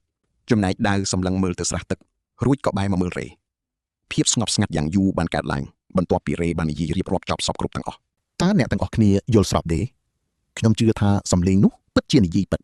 ប៉ុន្តែខ្ញុំមិនជឿថាវានិយាយការពិតទាំងអស់នោះឡើយវាមានចំណុចខុសគ្នាធំណាស់សំឡេងនោះប្រាប់ថាគោលដៅគឺស្តារសសរឡើងវិញតែវាមិនបានប្រាប់ពីផលប្រយោជន៍ដែលវាទទួលបានឡើយមនុស្សគ្រប់រូបសុទ្ធតែមានបំណងរៀងខ្លួនវាក៏ដូចគ្នាដែរដាវបាននិយាយឡើងជាលើកដំបូងថាប្រភពធម្មពលគីពិតជាកំពុងតែរៀងស្ងួតមែនបើជារឿងពិតមែននោះក្នុងរយៈពេល100ឆ្នាំទៀតពិភពសានកាននឹងលែងមានអ្នកហាត់ប្រាណទៀតហើយគេនិយាយដោយស្ងប់ស្ងាត់បំផុតកុលសម្ព័ន្ធទាំង9នឹងរលាយបាត់គ្មានសង្គ្រាមគ្មានបពពួកនិងគ្មានអ្វីទាំងអស់ដែលកំពុងមាននាពេលបច្ចុប្បន្ននេះឡើយរេនីយីឯងទើបតែមានអាយុ18ឆ្នាំប៉ុណ្ណោះខ្ញុំដឹងទោះបីជាចាប់ផ្ដើមឥឡូវក៏ត្រូវហាត់ច្រើនឆ្នាំទើបដល់ស្រទាប់ទី3ដាវនិយាយដោយគ្មានអារម្មណ៍គេកំពុងតែវិភាគយ៉ាងលម្អិតនោះអាចជាការចំណាយពេលពេញមួយជីវិតតែម្ដងឯងយល់ពីរឿងនេះទេខ្ញុំយល់ច្បាស់ណាស់ភាពស្ងៀមស្ងាត់កើតឡើងជាថ្មីរួចដាវក៏ក្រោកឈរឡើងដើរទៅមុខគេបែរខ្នងដាក់ស្រះទឹកហើយបែរមុខមករករេចុះឯងត្រូវការអ្វីពីយើងខ្លះធនធានរេឆ្លើយតបត្រកលអាស៊ីគឺមានទ្រព្យសម្បត្តិស្តុកស្តម្ភខ្ញុំត្រូវការចូលទៅមើលបណ្ណសារឋានបុរាណខ្ញុំត្រូវការមនុស្សដែលអាចជួយប្រមូលព័ត៌មានពីកន្លែងផ្សេងៗដោយគ្មានការសួរដេញដោលនិងសេរីភាពពេញលេញក្នុងការធ្វើដំណើរនៅពេលដល់ពេលវេលាត្រូវចេញទៅរបស់ទាំងអស់នោះនឹងត្រូវបានរៀបចំទុកជូនឯងភ្លាមនៅមានរឿងមួយទៀតនិយាយមកចុះខ្ញុំមិនចង់ឲ្យពួកប្រធាចារដឹងពីរឿងនេះទេមិនមែនមកពីខ្ញុំមិនទុកចិត្តពួកគាត់ឡើយតែបើព័ត៌មាននេះលេចធ្លាយទៅដល់ត្រកូលផ្សេងមុនពេលកំណត់សម្លេងនោះនឹងបាត់ទៅហើយខ្ញុំនឹងបាត់បង់តម្រុយតែមួយគត់នេះមានតែពួកយើង3នាក់គត់ដែលដឹងគឺលោកពុកគ្រូសុនហើយសប្តាហ៍ក្រោយគឺលីអនហូដាវសម្លឹងមើលគេរួចយល់ព្រមតាមការស្នើសុំលោកពុកធ្លាប់និយាយថាខ្ញុំជាកូនប្រុសទោះបីជាជាតិមុនខ្ញុំជាអ្វីក៏ដោយរេនិយាយយឺតដើម្បីជ្រើសរើសពាក្យពេចន៍សមស្របបំផុត លោកពុកដឹងទេថាស្រទាប់ទី2នៃប្រភពទី4គឺជាកម្រិតជ្រលងជ្រៅស្រទាប់ទី3គឺខ្ពស់ជាងនេះហើយស្រទាប់ទី4គឺមិនអាចដឹងបានឡើយខ្ញុំនឹងក្លាយជាមនុស្សម្នាក់ដែលសូម្បីតែការពិជាតិមុនក៏មិនធ្លាប់ជាផងរឿងនេះនឹងផ្លាស់ប្ដូររូបខ្ញុំយ៉ាងខ្លាំងដាវសម្លឹងមើលទៅគេយ៉ាងយូរឯងបារម្ភថាយើងមិនព្រមទទួលយកឯងមែនទេខ្ញុំបារម្ភថាលោកពុកមិនទាន់បានត្រៀមចិត្តរួចរាល់ភាពស្ងប់ស្ងាត់កើតឡើងបន្ទាប់មកដាវអាស៊ីក៏បានដាក់ដៃលើស្មារបស់កូនប្រុសជាលើកដំបូងបំផុតតាំងពីស្គាល់គ្នាមកខ្ញុំបានរងចាំឯងអស់រយៈពេល3ថ្ងៃនៅលើច្រកភ្នំនោះគេនិយាយតិចៗខ្ញុំបានឈររងចាំឯងនៅទីនោះជានិច្ចហើយរឿងរ៉ាវដ៏អស្ចារ្យនិងគួរឲ្យចង់ដឹងនេះយើងនឹងរងចាំមើលបន្តទៀតទាំងអស់គ្នាថាតើនាងនឹងសម្រេចចិត្តបែបណាមកជួបដំណើរផ្សងព្រេងនេះជាមួយខ្ញុំនាងនៅស្ងៀមមួយសន្ទុះរួចយល់ព្រមនាំគាត់ទៅបណ្ណសារដ្ឋានកំពូលភ្នំត្បូងកណ្ដៀងដោយផ្ទាល់មិនមែនជាសំណួរទេតែជាការសម្រេចចិត្តក្រោយចុះសន្ធិសញ្ញាផ្លូវការក្នុងពេល1ខែល្អណាស់កៃនាងហៅខុសពីសុននិងដាវដែលហៅរីប្រភពធម្មពលនោះបានរៀងស្ងួតអស់រយៈពេល300ឆ្នាំមកហើយមានន័យថាឯកសារបុរាណមុនបង្កើតត្រកូលអាចមានព័ត៌មានមុនពេលធម្មពលចាប់ផ្ដើមរៀងស្ងួតនាងសម្លឹងមើលគាត់ប្រសិនបើពួកយើងរកឃើញភស្តុតាងឯកសារវានឹងផ្លាស់ប្ដូរការសន្ទនាជាមួយវិញ្ញាណនោះអ្នកនឹងទៅជាមួយព័ត៌មានមិនមែនគ្រាន់តែសំណួរឡើយពិតប្រាកដណាស់រីនិយាយគាត់បានគិតពីរឿងនេះតាំងពីព្រឹកដំបូងបន្ទាប់ពីការសន្ទនានោះម្លេះលីនហូសម្លឹងគាត់រួចនិយាយថាអ្នកទើបតែអាយុ18ឆ្នាំទេមិនមែនជាលើកដំបូងឡើយតែគ្មានសម្លេងឌឺដងដូចមុនទេគ្រាន់តែជាការពិតភ្នែករីសម្លឹងមើលនាងឆ្លើយតបថាវាមិនមែនជាឧបសគ្គឡើយវាជាឱកាសល្អនាងនិយាយស្មើវិញ្ញាណរងចាំ300ឆ្នាំដើម្បីជ្រើសរើសរូបកាយអាយុ18ឆ្នាំដែលមានជីវិតវែងឆ្ងាយទៅមុខមានន័យថាពេលវេលាគឺជាអ្វីដែលត្រូវការ2ខែក្រោយជួបវិញ្ញាណនោះរីមិនបានផ្ដោតលើផែនការឬយុទ្ធសាស្ត្រទេគឺលើខ្លួនឯងផ្ទាល់ស្រទាប់ទី1នៃប្រភពទី4បើកតាំងពីអាយុ16ឥឡូវគាត់អាយុ18 2ឆ្នាំនៃការហ្វឹកហាត់ជួយឲ្យគ្រប់គ្រងស្រទាប់ទី1បានល្អតែទី2មិនព្រមបើកសុនព្យាយាមបញ្យល់ថាស្រទាប់ទី1បើកចេញពីសក្តានុពលវាមានក្នុងខ្លួនអ្នកតាំងពីដើមមកគ្រាន់តែត្រូវការស្វែងរកវាចាំអត់មើលស្រទាប់ទី2គឺខុសប្លែកទាំងស្រុងវាមិនបើកដោយសារការហ្វឹកហាត់ឬការស្វែងរកឡើយតែបើកដោយការយល់ដឹងអ្វីខ្ញុំមិនដឹងទេព្រោះឯកសារអំពីប្រភពទី4ដែលខ្ញុំបានអានគឺនៅសេសសល់តិចតួចតែគ្រប់កន្លែងសរសេរដូចគ្នាថាស្រទាប់នីមួយៗមិនមែនបើកកម្លាំងទេគឺការភ្ញាក់រលឹករីគិតអំពីរឿងនេះស្រទាប់ទី1គឺការបំលែងពីខាងក្រៅចូលខាងក្នុងខ្ញុំស្រូបយកពីពិភពលោកចុះស្រទាប់ទី2វិញផ្ទុយទៅវិញគឺមិនមែនយកទេតែជាការផ្ដល់ឲ្យមិនមែនបំលែងអ្វីដែលចូលមកតែបញ្ចេញពីខាងក្នុងមិនមែនជារបាំងការពារតែជាធម៌ពលជះចេញរីទទួលអារម្មណ៍មិនមែនគ្រាន់តែជាគំនិតទេតែជាការប៉ះទង្គិចផ្លូវកាយយ៉ាងជ្រាលជ្រៅបំផុតក្នុងជាតិមុនគាត់ធ្វើការឲ្យអ្នកដតីតាមបញ្ជាកម្លាំងត្រូវបានប្រើសម្រាប់គោលដៅរបស់គេជាតិនេះជាលើកដំបូងបំផុតដែលគាត់មានហេតុផលសសរសកលលោកនិងធម៌ពលកាយដែលកំពុងបាត់បង់មិនមែនបញ្ជារបស់នរណាគឺជាការសម្រេចចិត្តផ្ទាល់ខ្លួនធម៌ពលដែលជះចេញពីចិត្តឆ្ពោះទៅរកអ្វីដែលធំធេងជាងខ្លួនឯងស្រទាប់ទី2បានផ្ទុះឡើងភ្លាមមិនមែនបន្តិចម្ដងឡើយហាក់បីដូចជាវាកំពុងរងចាំពេលនេះយ៉ាងអន្ទះសាររលកកម្ដៅភាយចេញពីទ្រូងទៅគ្រប់ទិសទីរីទទួលអារម្មណ៍ថាកាយប្រែប្រួលកាន់តែល្អិតកាន់តែជ្រៅហាក់ដូចជាគាត់បានដោះរបាំងដែនកំណត់ចេញចម្លើយស្រាប់តែលេចឡើងដោយមិននឹកស្មានដល់មិនមែនពេលសមាធិឬពេលប្រយុទ្ធឡើយគឺពេលនិយាយជាមួយដាវពួកគេអង្គុយលេងក្រោយញ៉ាំបាយល្ងាចនាពេលដ៏ស្ងប់ស្ងាត់គ្មានចាស់ទុំឬភ្ញៀវឡើយដាវអានរបាយការណ៍រីសម្លឹងទៅក្រៅបង្អួចរីដាវហៅទាំងមិនងើបមុខបាទអ្នកធ្លាប់គិតទេមកវិភាគមើលត្រង់នេះគាត់ក៏ស្ងាត់ទៅនិយាយមកជាតិមុនអ្នកធ្វើការម្នាក់ឯងតើវាយ៉ាងម៉េចដែររីគិតបន្តិចរួចឆ្លើយថាវាងាយស្រួលជាងសម្រាប់ចិត្តខ្លួនឯងទទួលខុសត្រូវតែម្នាក់ឯងគ្មានកាតព្វកិច្ចចំពោះនរណាហើយក៏ឯកោដែរកាលនោះខ្ញុំមិនបានគិតទេចុះពេលនេះបាទឯកោណាដាវដាក់ឯកសារចុះសម្លឹងមើលគាត់កាយាស៊ីឈ្មោះដំបូងអ្នកមានពីរជាតិក្នុងខ្លួនបទពិសោធន៍ជាឃាតករនិងបទពិសោធន៍ជាកូនគាត់និយាយតិចជាតិមុនបង្រៀនឲ្យចេះរស់រៀនតែជាតិនេះបង្រៀនពីហេតុផលរីសម្លឹងមើលគាត់មានអ្វីមួយយ៉ាងត្រូវកន្លឹះមិនមែនជាការប្រៀបធៀបទេគឺកម្រិតជ្រៅខាងក្នុងរាងកាយមានការប្រែប្រួលដូចជាកូនសៅចាក់ត្រូវកន្លឹះគាត់ក្រោកឈរភ្លាមរងចាំបន្តិចគាត់ដើរទៅច្រករបៀងរកបន្ទប់ទំនេរមួយរួចអង្គុយសមាធិគាត់ពិនិត្យខាងក្នុងស្រទាប់ទី1សកម្មភ្លឺស្ងប់ស្ងាត់ដូចរដងខាងក្រោមនោះស្រទាប់ទី2បិទងងឹតមិនមែនដោយសារកម្លាំងទេតែដោយសារការយល់ដឹងដាវនិយាយថាជាតិមុនបង្រៀនឲ្យចេះរស់រៀនជាទី2សម្រាប់អ្វីរីគិតពីអត្ថន័យនេះចំពោះកាយ ស្រទាប់ទី1គឺការបំលែងពីខាងក្រៅចូលខាងក្នុងស្រូបយកពីពិភពលោកចុះស្រទាប់ទី2តើអ្វីជាភាពដូចគ្នាមិនមែនយកទេគឺការផ្ដល់ឲ្យមិនមែនបំលែងអ្វីដែលចូលមកតែបញ្ចេញពីក្នុងមិនមែនរបាំងស្រូបទេជាធម្មពលជះរីទទួលអារម្មណ៍យល់ដឹងនេះមិនមែនជាគំនិតទេតែប៉ះផ្លូវកាយយ៉ាងជ្រាលជ្រៅហួសថ្លែងក្នុងជាតិមុនគាត់ធ្វើការឲ្យគេតាមបញ្ជាកម្លាំងត្រូវចំណាយសម្រាប់គោលដៅរបស់អ្នកដទៃជាតិនេះជាលើកដំបូងដែលមានហេតុផលសសរសកលលោកនិងកាយដែលកំពុងបាត់បង់មិនមែនតាមបញ្ជាគេទេគឺការសម្រេចចិត្តខ្លួនឯងធម្មពលដែលជះចេញពីចំណុចកណ្ដាលនៃខ្លួនស្រទាប់ទី2បើកភ្លាមហាក់ដូចជាពួកយើងកំពុងឃើញរឿងដ៏អស្ចារ្យបន្តទៀតទៅហើយតោះមកតាមដានទាំងអស់គ្នាស្រាប់តែមានរលកកម្ដៅភាយចេញពីកណ្ដាលទ្រូងរបស់រាយពេញរាងកាយគាត់មានអារម្មណ៍ថាធម្មពលប្រែប្រួលខុសប្លែកពីមុនវាហាក់ដូចជាកាន់តែល្អិតល្អន់និងកាន់តែជ្រៅហាក់ដូចជាគាត់បានដករបាំងអ្វីមួយចេញអញ្ចឹងសំឡេងចេញពីក្នុងថ្មនិយាយថាស្រទាប់ទី2នៃប្រភពទី4ត្រូវបានបើកហើយថ្មនោះស្ថិតនៅក្នុងហូប៉ៅរបស់រៃដោយគាត់មិនបាច់កាន់វាផ្ទាល់ដៃឡើយគ្រាន់តែដាក់តាមខ្លួនសំឡេងនោះបន្តថាលឿនជាងការគិតទៅទៀតលីឆ្លើយតបវិញរួចសំឡេងក៏ស្ងាត់ទៅគាត់ត្រឡប់ទៅរកដាវហើយទឹកមុខរបស់ដាវក៏ប្រែប្រួលភ្លាមដាវសួរថាមានរឿងអ្វីកើតឡើងរីឆ្លើយថាស្រទាប់ទី2ត្រូវបានបើកហើយ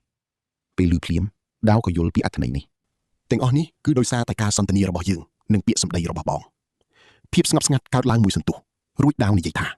ខ្ញុំពិតជាសប្បាយចិត្តណាស់រីក៏តបវិញដូចគ្នាដាវផ្អាកបន្តិចរួចប្រាប់ឲ្យញ៉ាំបាយបន្តទៅហើយគាត់ក៏ត្រឡប់ទៅមើលឯកសារវិញរីអង្គុយចុះញ៉ាំបាយបន្តរហូតអស់នៅខាងក្រៅបង្អួចមេឃចាប់ផ្ដើមងងឹតទៅហើយសំឡេងសត្វល្អិតយំយ៉ាងរងំនៅក្នុងសួនច្បារវាគ្រាន់តែជាពេលល្ងាចដ៏ធម្មតាមួយប៉ុណ្ណោះមួយខែក្រោយមកគណៈប្រតិភូតូចមួយមកពីត្រកូលអាស៊ីបានចាប់ផ្ដើមធ្វើដំណើរទៅកាន់ត្រកូលសម្ព័ន្ធមិត្តជេតភីកជាផ្លូវការក្រោយការចុះកិច្ចព្រមព្រៀងសម្ព័ន្ធភាពក្រុមការងារមានឆ្មោម6នាក់រួមទាំងទីប្រឹក្សាពាណិជ្ជកម្ម2នាក់របស់ដាវផងដែរភ្នំជេតភីកស្ថិតនៅប៉ែកខាងជើងដោយត្រូវជិះសេះធ្វើដំណើរអស់រយៈពេល3ថ្ងៃពេញឆ្លងកាត់ទឹកដីជាច្រើនដែលរ៉ៃមិនដែលឃើញសោះក្នុងឆាកជីវិតនេះគាត់ជិះសេះបណ្ដើរនិងសង្កេតមើលទស្សនវិជ្ជាជុំវិញខ្លួនបណ្ដើរទីក្រុងតូចមានទាំងអ្នកបន្តបណ្ដាលធម្មពលដើរល្បាតតាមដងផ្លូវដើម្បីទារកម្រៃការពារវាជាជីវិតធម្មតានៅក្នុងពិភពលោកឥឡូវនេះសាក់មើលឈុតនេះរ៉ៃចាប់ផ្ដើមចាប់អារម្មណ៍ពីបើកស្រទាប់ទី2គឺថាធម្មពលក្នុងអាកាសស្ដើងជាងមុនឆ្ងាយណាស់វាមិនស្ដើងខ្លាំងរហូតដល់មនុស្សធម្មតាដឹងឡើយតែវាបានចាប់ផ្ដើមរៀងស្ងួតអស់រយៈពេល300ឆ្នាំមកហើយទោះបីជាមិនទាន់ខ្លាយជាគ្រោះមហន្តរាយតែវាកំពុងកើតឡើងជាបណ្ដើគាត់បានប្រាប់រឿងនេះទៅកាន់ Lion Ho នៅថ្ងៃទី3នាងមកក្បាលយល់ស្របភ្លាមនាងនិយាយថាខ្ញុំមានអារម្មណ៍បែបនេះ5ឆ្នាំមកហើយតែស្មានតែជាការភ័ន្តច្រឡំរបស់ខ្លួនឯងទៅវិញឥឡូវនេះខ្ញុំដឹងច្បាស់ហើយសូម្បីតែខ្លួនខ្លាំងឯទៀតក៏ដឹងដែរគ្រាន់តែពួកគេមិននិយាយចេញមកក្រៅតែប៉ុណ្ណោះនាងសម្លឹងមើលទៅជួរភ្នំនៅខាងមុខរួចនិយាយថាការនិយាយពីពិភពលោកដែលជិតស្លាប់ពិតជាគួរឲ្យខ្លាចតែការនៅស្ងៀមកាន់តែគួរឲ្យខ្លាចជាងនាងក៏យល់ស្របដូចគ្នាទីស្នាក់ការរបស់ត្រកូល Jade Peak ស្ថិតនៅលើភ្នំខ្ពស់ដែលមានកម្ពស់រហូតដល់ទៅ1500ម៉ែត្រឯណោះទីនោះមានជញ្ជាំងថ្មពណ៌សមានប៉មខ្ពស់និងសួនច្បារដ៏ស្រស់ស្អាតឥតខ្ចោះប្រធានត្រកូលគឺ វីលុនដែលមានវ័យប្រហែល60ឆ្នាំនិងមានកម្រិតក្បាច់គុណខ្ពស់ថែមទាំងមានក្រសែភ្នែកពោពេញដោយពិសោធន៍គាត់បានទទួលស្វាគមន៍គណៈប្រតិភូជាផ្លូវការរួចក៏បានអញ្ជើញរ៉េទៅជួបដាច់ដោយឡែកនៅក្នុងបន្ទប់សៀវភៅតូចមួយគ្មានអ្នកការពារ វីលុននិយាយថា Lion Ho បានប្រាប់ខ្ញុំខ្លះៗហើយ Rai សួរថាតើវាគ្រប់គ្រាន់នឹងបើកមើលបណ្ណសារបុរាណដែរឬទេ20ឆ្នាំហើយខ្ញុំធ្លាប់រកតែគ្មានតម្រុយចុះអ្នកទាំងអស់គ្នាគិតថាចម្លើយនៅក្នុងបណ្ណសារបុរាណមែនទេគាត់សម្លឹងមើលរ៉េរីឆ្លើយថាខ្ញុំគិតថាពិតជាមែនហើយវីលុនក៏នាំគាត់ទៅកាន់បណ្ណសារបុរាណដែលស្ថិតនៅជាន់ក្រោមបង្អស់នៃប៉មធំវាស្ថិតនៅក្រោមដីយ៉ាងជ្រៅនិងការពារដោយទ្វារមន្តអាគមចំនួន3ជាន់ដែលនៅខាងក្នុងនោះមានបន្ទប់ធំទូលាយមែនទែនជញ្ជាំងថ្មពិសេសអាចរក្សាវត្ថុបុរាណបានយ៉ាងល្អដោយមានធ្នើរដាក់គម្ពីរនិងផ្ទាំងថ្មបុរាណតម្រៀបគ្នាណែនណាន់តាប់រីឈរនៅមាត់ទ្វារសម្លឹងមើលរួចសួរថាតើមានសៀវភៅប៉ុន្មានក្បាលដែលមិនទាន់អាចបកស្រាយបានវីលុនប្រាប់ថាប្រហែលជា1/3អ្នកជំនាញរបស់យើងព្យាយាមបកស្រាយអស់រយៈពេល50ឆ្នាំទៅហើយតែមិនបានផលរាយក៏ដើរចូលទៅយកស្រោបគម្ពីរទី1មកពិនិត្យមើលស្រទាប់ទី2នៃប្រភពទី4មិនត្រឹមតែផ្ដល់កម្លាំងប្រយុទ្ធប៉ុណ្ណោះទេតែវាក៏ផ្ដល់សមត្ថភាពពិសេសក្នុងការយល់ដឹងរចនាសម្ព័ន្ធល្អិតល្អន់ផងដែរអក្សរសម្ងាត់បុរាណនេះមិនផ្អែកលើតក្កវិទ្យាឡើយតែវាផ្អែកលើលំនាំធម៌ពលដែលនិមិត្តសញ្ញានីមួយៗបង្កប់ដោយដានមន្តអាគមគេមិនអាចអានវាដោយភ្នែកទទេបានទេគឺត្រូវប្រើញាណដឹងរ៉ៃចាប់ផ្ដើមអានយឺតរួចក៏កាន់តែលឿនទៅតាមលំនាំធម៌ពលវេលុនឈរមើលពីចម្ងាយជាមួយ Lion Ho ដោយស្ងប់ស្ងាត់ពេលវេលាកន្លងផុតទៅអស់1ម៉ោង2ម៉ោងរហូតដល់3ម៉ោងលុះដល់ពេលល្ងាចរ៉ៃក៏បានរកឃើញតម្រុយសំខាន់មួយ វាជាអត្ថបទសំណេរដែលសរសេរឡើងដោយមនុស្សម្នាក់កាលពី300ឆ្នាំមុនគាត់បានហៅខ្លួនឯងថាជាអ្នកថែរក្សាលំហូរដំបូងដែលកាលបរិច្ឆេទសរសេរនោះគឺចំពេលដែលសសរធម្មពលចាប់ផ្ដើមរងការខូចខាតតែម្ដង Rai ក៏បានអានសំណេរនោះខ្លាំងៗឲ្យ Lion Ho និង Wu Lun ស្ដាប់ដោយយកចិត្តទុកដាក់បំផុតសសរធម្មពលត្រូវបានគេបំផ្លាញដោយចេតនាយល់អ្នកខ្លាំងពូកែ3នាក់ដែលមានកម្រិតខ្ពស់ហួសពីការស្មានបានចូលទៅក្នុងសសរធម្មពលនោះគោលបំណងរបស់ពួកគេគឺដើម្បីស្រូបយកប្រភពធម្មពលដំបូងបង្អស់ចំពោះមូលហេតុពិតប្រាកដវិញគឺគ្មាននរណាម្នាក់បានដឹងឡើយតែគេសង្ស័យថាពួកគេចង់បានជីវិតអមតៈព្រោះធម្មពលនេះអាចជួយបញ្ជាអាយុជីវិតបានយ៉ាងយូរអង្វែងការបំផ្លាញសសរធម្មពលនោះបានធ្វើឲ្យរចនាសម្ព័ន្ធរបស់វាខូចខាតហើយធម្មពលក៏ចាប់ផ្ដើមលេចធ្លាយចេញមកក្រៅយឺត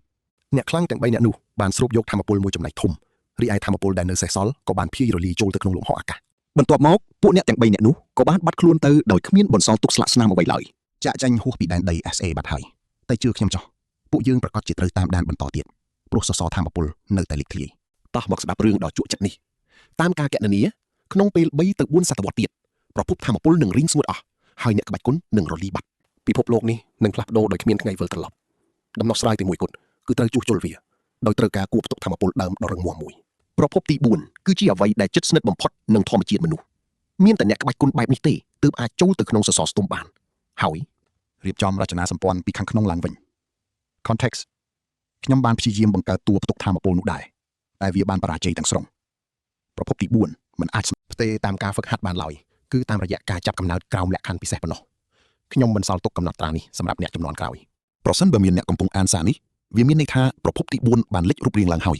នោះមានន័យថាយើងនៅមានសង្ឃឹមជានិច្ចរ៉េបាននៅស្ងៀមចាំមើលត្រង់នេះឲ្យច្បាស់ព្រោះអ្នកថែរក្សាលំហូរទី1បាននិយាយយឺតថាឈ្មោះនោះមានក្នុងរឿងព្រេងតាំងពីបុរាណមុនពេលបង្កើតបកសម្ព័ន្ធទៅទៀតគេនិយាយថាគាត់រស់នៅបានរាប់រយឆ្នាំរួចក៏ស្រាប់តែបាត់ខ្លួនទៅដោយគ្មានដាមឬក៏คล้ายជាសម្លេងគ្មានរូបរាងនេះជាសម្ដីរបស់រ៉េតើអ្នកគិតថាសម្លេងដែលតាក់ទងមកតាមរយៈថ្មនេះជាគាត់មែនទេលីអនហូសួរប្រហែលជាមែនហើយរ៉េសម្លឹងមើលរមូក្រដាស់នោះឬក៏ប្រហែលជាអ្នកណាម្នាក់ដែលមានគោលដៅដូចគ្នាពីក្រោយគាត់វាមិនសំខាន់ថាជាអ្នកណាទេសំខាន់គឺគោលបំណងឥឡូវនេះបានច្បាស់ហើយសម្លេងនោះមិនបានបង្កើតខ្ញុំមកដើម្បីបម្រើប្រយោជន៍ផ្ទាល់ខ្លួនឡើយគឺគេចង់បង្កើតឧបករណ៍មួយដើម្បីជួសជុលសសរស្តម្ភឡើងវិញតើរឿងនេះធ្វើឲ្យគេខ្លាចជាសម្ព័ន្ធមិត្តដែលគួរឲ្យទុកចិត្តជាងមុនដែរទេលីអនហូបានសួរដេញដោលរ៉េគិតមួយសន្ទុះរួចឆ្លើយថាប៉ុន្តែគោលបំណងរបស់គេគឺនៅតែជាគោលបំណងរបស់គេដដែលចំណែកការសម្រេចចិត្តរបស់ខ្ញុំគឺជារបស់ខ្ញុំនេះល្ងាចនោះរ៉េបានអង្គុយតែម្នាក់ឯងក្នុងបន្ទប់ដែលគេរៀបចំទុកឲ្យថ្មមួយដុំនៅលើតុគាត់ក៏រើសវាមកកាន់អ្នកថែរក្សាលំហូរទី1គាត់និយាយអ្នករកឃើញអត្ថបទនោះហើយមែនទេបាទរកឃើញហើយលឿនណាស់ស្រទាប់ទី2ជួយបកប្រែលេខកូដសម្ងាត់របស់អ្នកមិនមែនជារបស់ខ្ញុំទេគឺជារបស់អ្នកសរសេរវាអ្នកនិយាយត្រូវហើយខ្ញុំមិនមែនជាគាត់ទេខ្ញុំមកក្រោយទេតែគោលដៅដូចគ្នាអ្នកទាំងអស់គ្នាគិតថាពួកបំផ្លាញសសរស្តម្ភ3នាក់នោះនៅរស់ទេស្ងាត់មួយសន្ទុះធំនៅរស់នៅឯណានោះជាផ្នែកទី3នៃការសន្ទនារបស់យើងមិនមែនថ្ងៃនេះទេចុះពេលណាទៅនៅពេលដែលស្រទាប់ទី3បើកឡើងសំឡេងនោះប្រែជាស្ងាត់ជាងមុនហើយមនុស្ស3នាក់ដែលបានទម្លុះសសរស្តម្ភនោះពួកគេបានស្រូបយកធម្មពលដើមកាលពី300ឆ្នាំមុនពួកគេមិនត្រឹមតែនៅរស់ទេគឺខ្លាំងជាងអ្វីទាំងអស់ដែលមាននៅក្នុងពិភពលោកសាណានាពេលបច្ចុប្បន្ននេះខ្លាំងជាងឆ្ងាយណាស់ដើម្បីទៅដល់សសរស្តម្ភនោះអ្នកត្រូវតែឆ្លងកាត់ពួកគេឆ្លងកាត់ឬកំចាត់ពួកគេចោលនោះជំរឿនរបស់អ្នកហើយអ្នកនឹងដឹងនៅពេលវេលាមកដល់ចម្លើយធម្មតាណាស់តែវាជាការពិតសំឡេងនោះបានតបមកវិញខ្ញុំក៏មិនដឹងថាអ្នកធ្វើវាដោយរបៀបណាដែរដឹងត្រឹមថាអ្នកត្រូវតែធ្វើហើយអ្នកអាចធ្វើបានហេតុអ្វីបានជាជឿជាក់ម្ល៉េះពីព្រោះខ្ញុំបានចំណាយពេល300ឆ្នាំដើម្បីបង្កើតឱកាសនេះឡើងខ្ញុំបានឃើញមនុស្សរាប់រយនាក់ដែលអាចក្លាយជាតួផ្ទុកធម៌ពលនេះបានប៉ុន្តែគ្មាននរណាម្នាក់ស័ក្តិសមឡើយអ្នកគឺជាមនុស្សដំបូងគេដែលនៅរស់រានមានជីវិតមិនមែនដោយសារសំណាងឬមានគេការពារទេគឺដោយសារខ្លួនឯងផ្ទាល់រ៉េកាន់ដុំថ្មនោះណែនគាត់នឹកឃើញដល់ច្រកភ្នំដ៏ស្ងប់ស្ងាត់នឹកដល់ការលបឆ្មាក់វាយប្រហារលេខ42និងការលូតចុះទៅក្នុងភាពងងឹតសូនឆឹងគាត់គិតពីក្រែគេងកាលពីកុមារភាពក្នុងត្រកូលអាស៊ីនិងលោកគ្រូសុនដែលធ្លាប់សួរថាឯងជានរណាគិតដល់ដាវដែលធ្លាប់ដាក់ដៃលើស្មាគាត់ហើយនិយាយថាខ្ញុំនឹងរៀបចំខ្លួនរួចជាស្រេចគាត់ក៏នឹកដល់លីអនហូដែលធ្លាប់និយាយថាគ្មានអ្វីគួរឲ្យខ្លាចនោះទេសម្រាប់ការមានអាយុ18ឆ្នាំគាត់គិតថាក្នុងឆាកជីវិតដំបូងផ្លូវរបស់គាត់គឺត្រង់ស្មើជាតកកិច្ចសន្យាភាពរឹងមាំនិងសេចក្តីស្លាប់តែក្នុងជីវិតនេះផ្លូវនេះកំពុងនាំគាត់ទៅកាន់កន្លែងដែលមិនទាន់មើលឃើញនៅឡើយហួសពីការរៀងស្ងួត300ឆ្នាំហួសពីអ្នកក្បាច់គុណទាំង3នាក់ដែលបានលេបត្របាក់ពន្លឺដើមនៃពិភពលោកនិងហួសពីសសរស្តម្ភដែលត្រូវជួសជុលផ្លូវដ៏វែងឆ្ងាយនេះ មិនមែនជាជំរឿសដែលគាត់ចង់បានទេតែវាជាការសម្រេចចិត្តដើរលើវាដោយខ្លួនឯងគាត់បានដាក់ ដុំថ្មនោះនៅលើតុរួចក៏ក្រោកឈរដើរទៅកាន់បង្អួចជួរភ្នំនៃកំពូលភ្នំយប់នាពេលរាត្រីបញ្ចេញស្រមោលខ្មៅស្រអាប់កាត់មេឃពោពេញដោយផ្កាយយ៉ាងខ្ពស់ត្រដែតនិងស្ងប់ស្ងាត់ហួសពីភ្នំទាំងនោះគឺមានភ្នំដទៃទៀតនិងពិភពលោកមួយទៀតគឺសសរស្តម្ភនិងមនុស្សទាំង3នាក់នោះមិនអីទេគាត់និយាយទៅកាន់ភាពងងឹតគ្មានការឆ្លើយតបឡើយប៉ុន្តែជឿខ្ញុំចុះដំណើរផ្សងព្រេងដ៏អស្ចារ្យទើបតែចាប់ផ្ដើមប៉ុណ្ណោះ បានភ្លឺឡើងមួយផ្លែត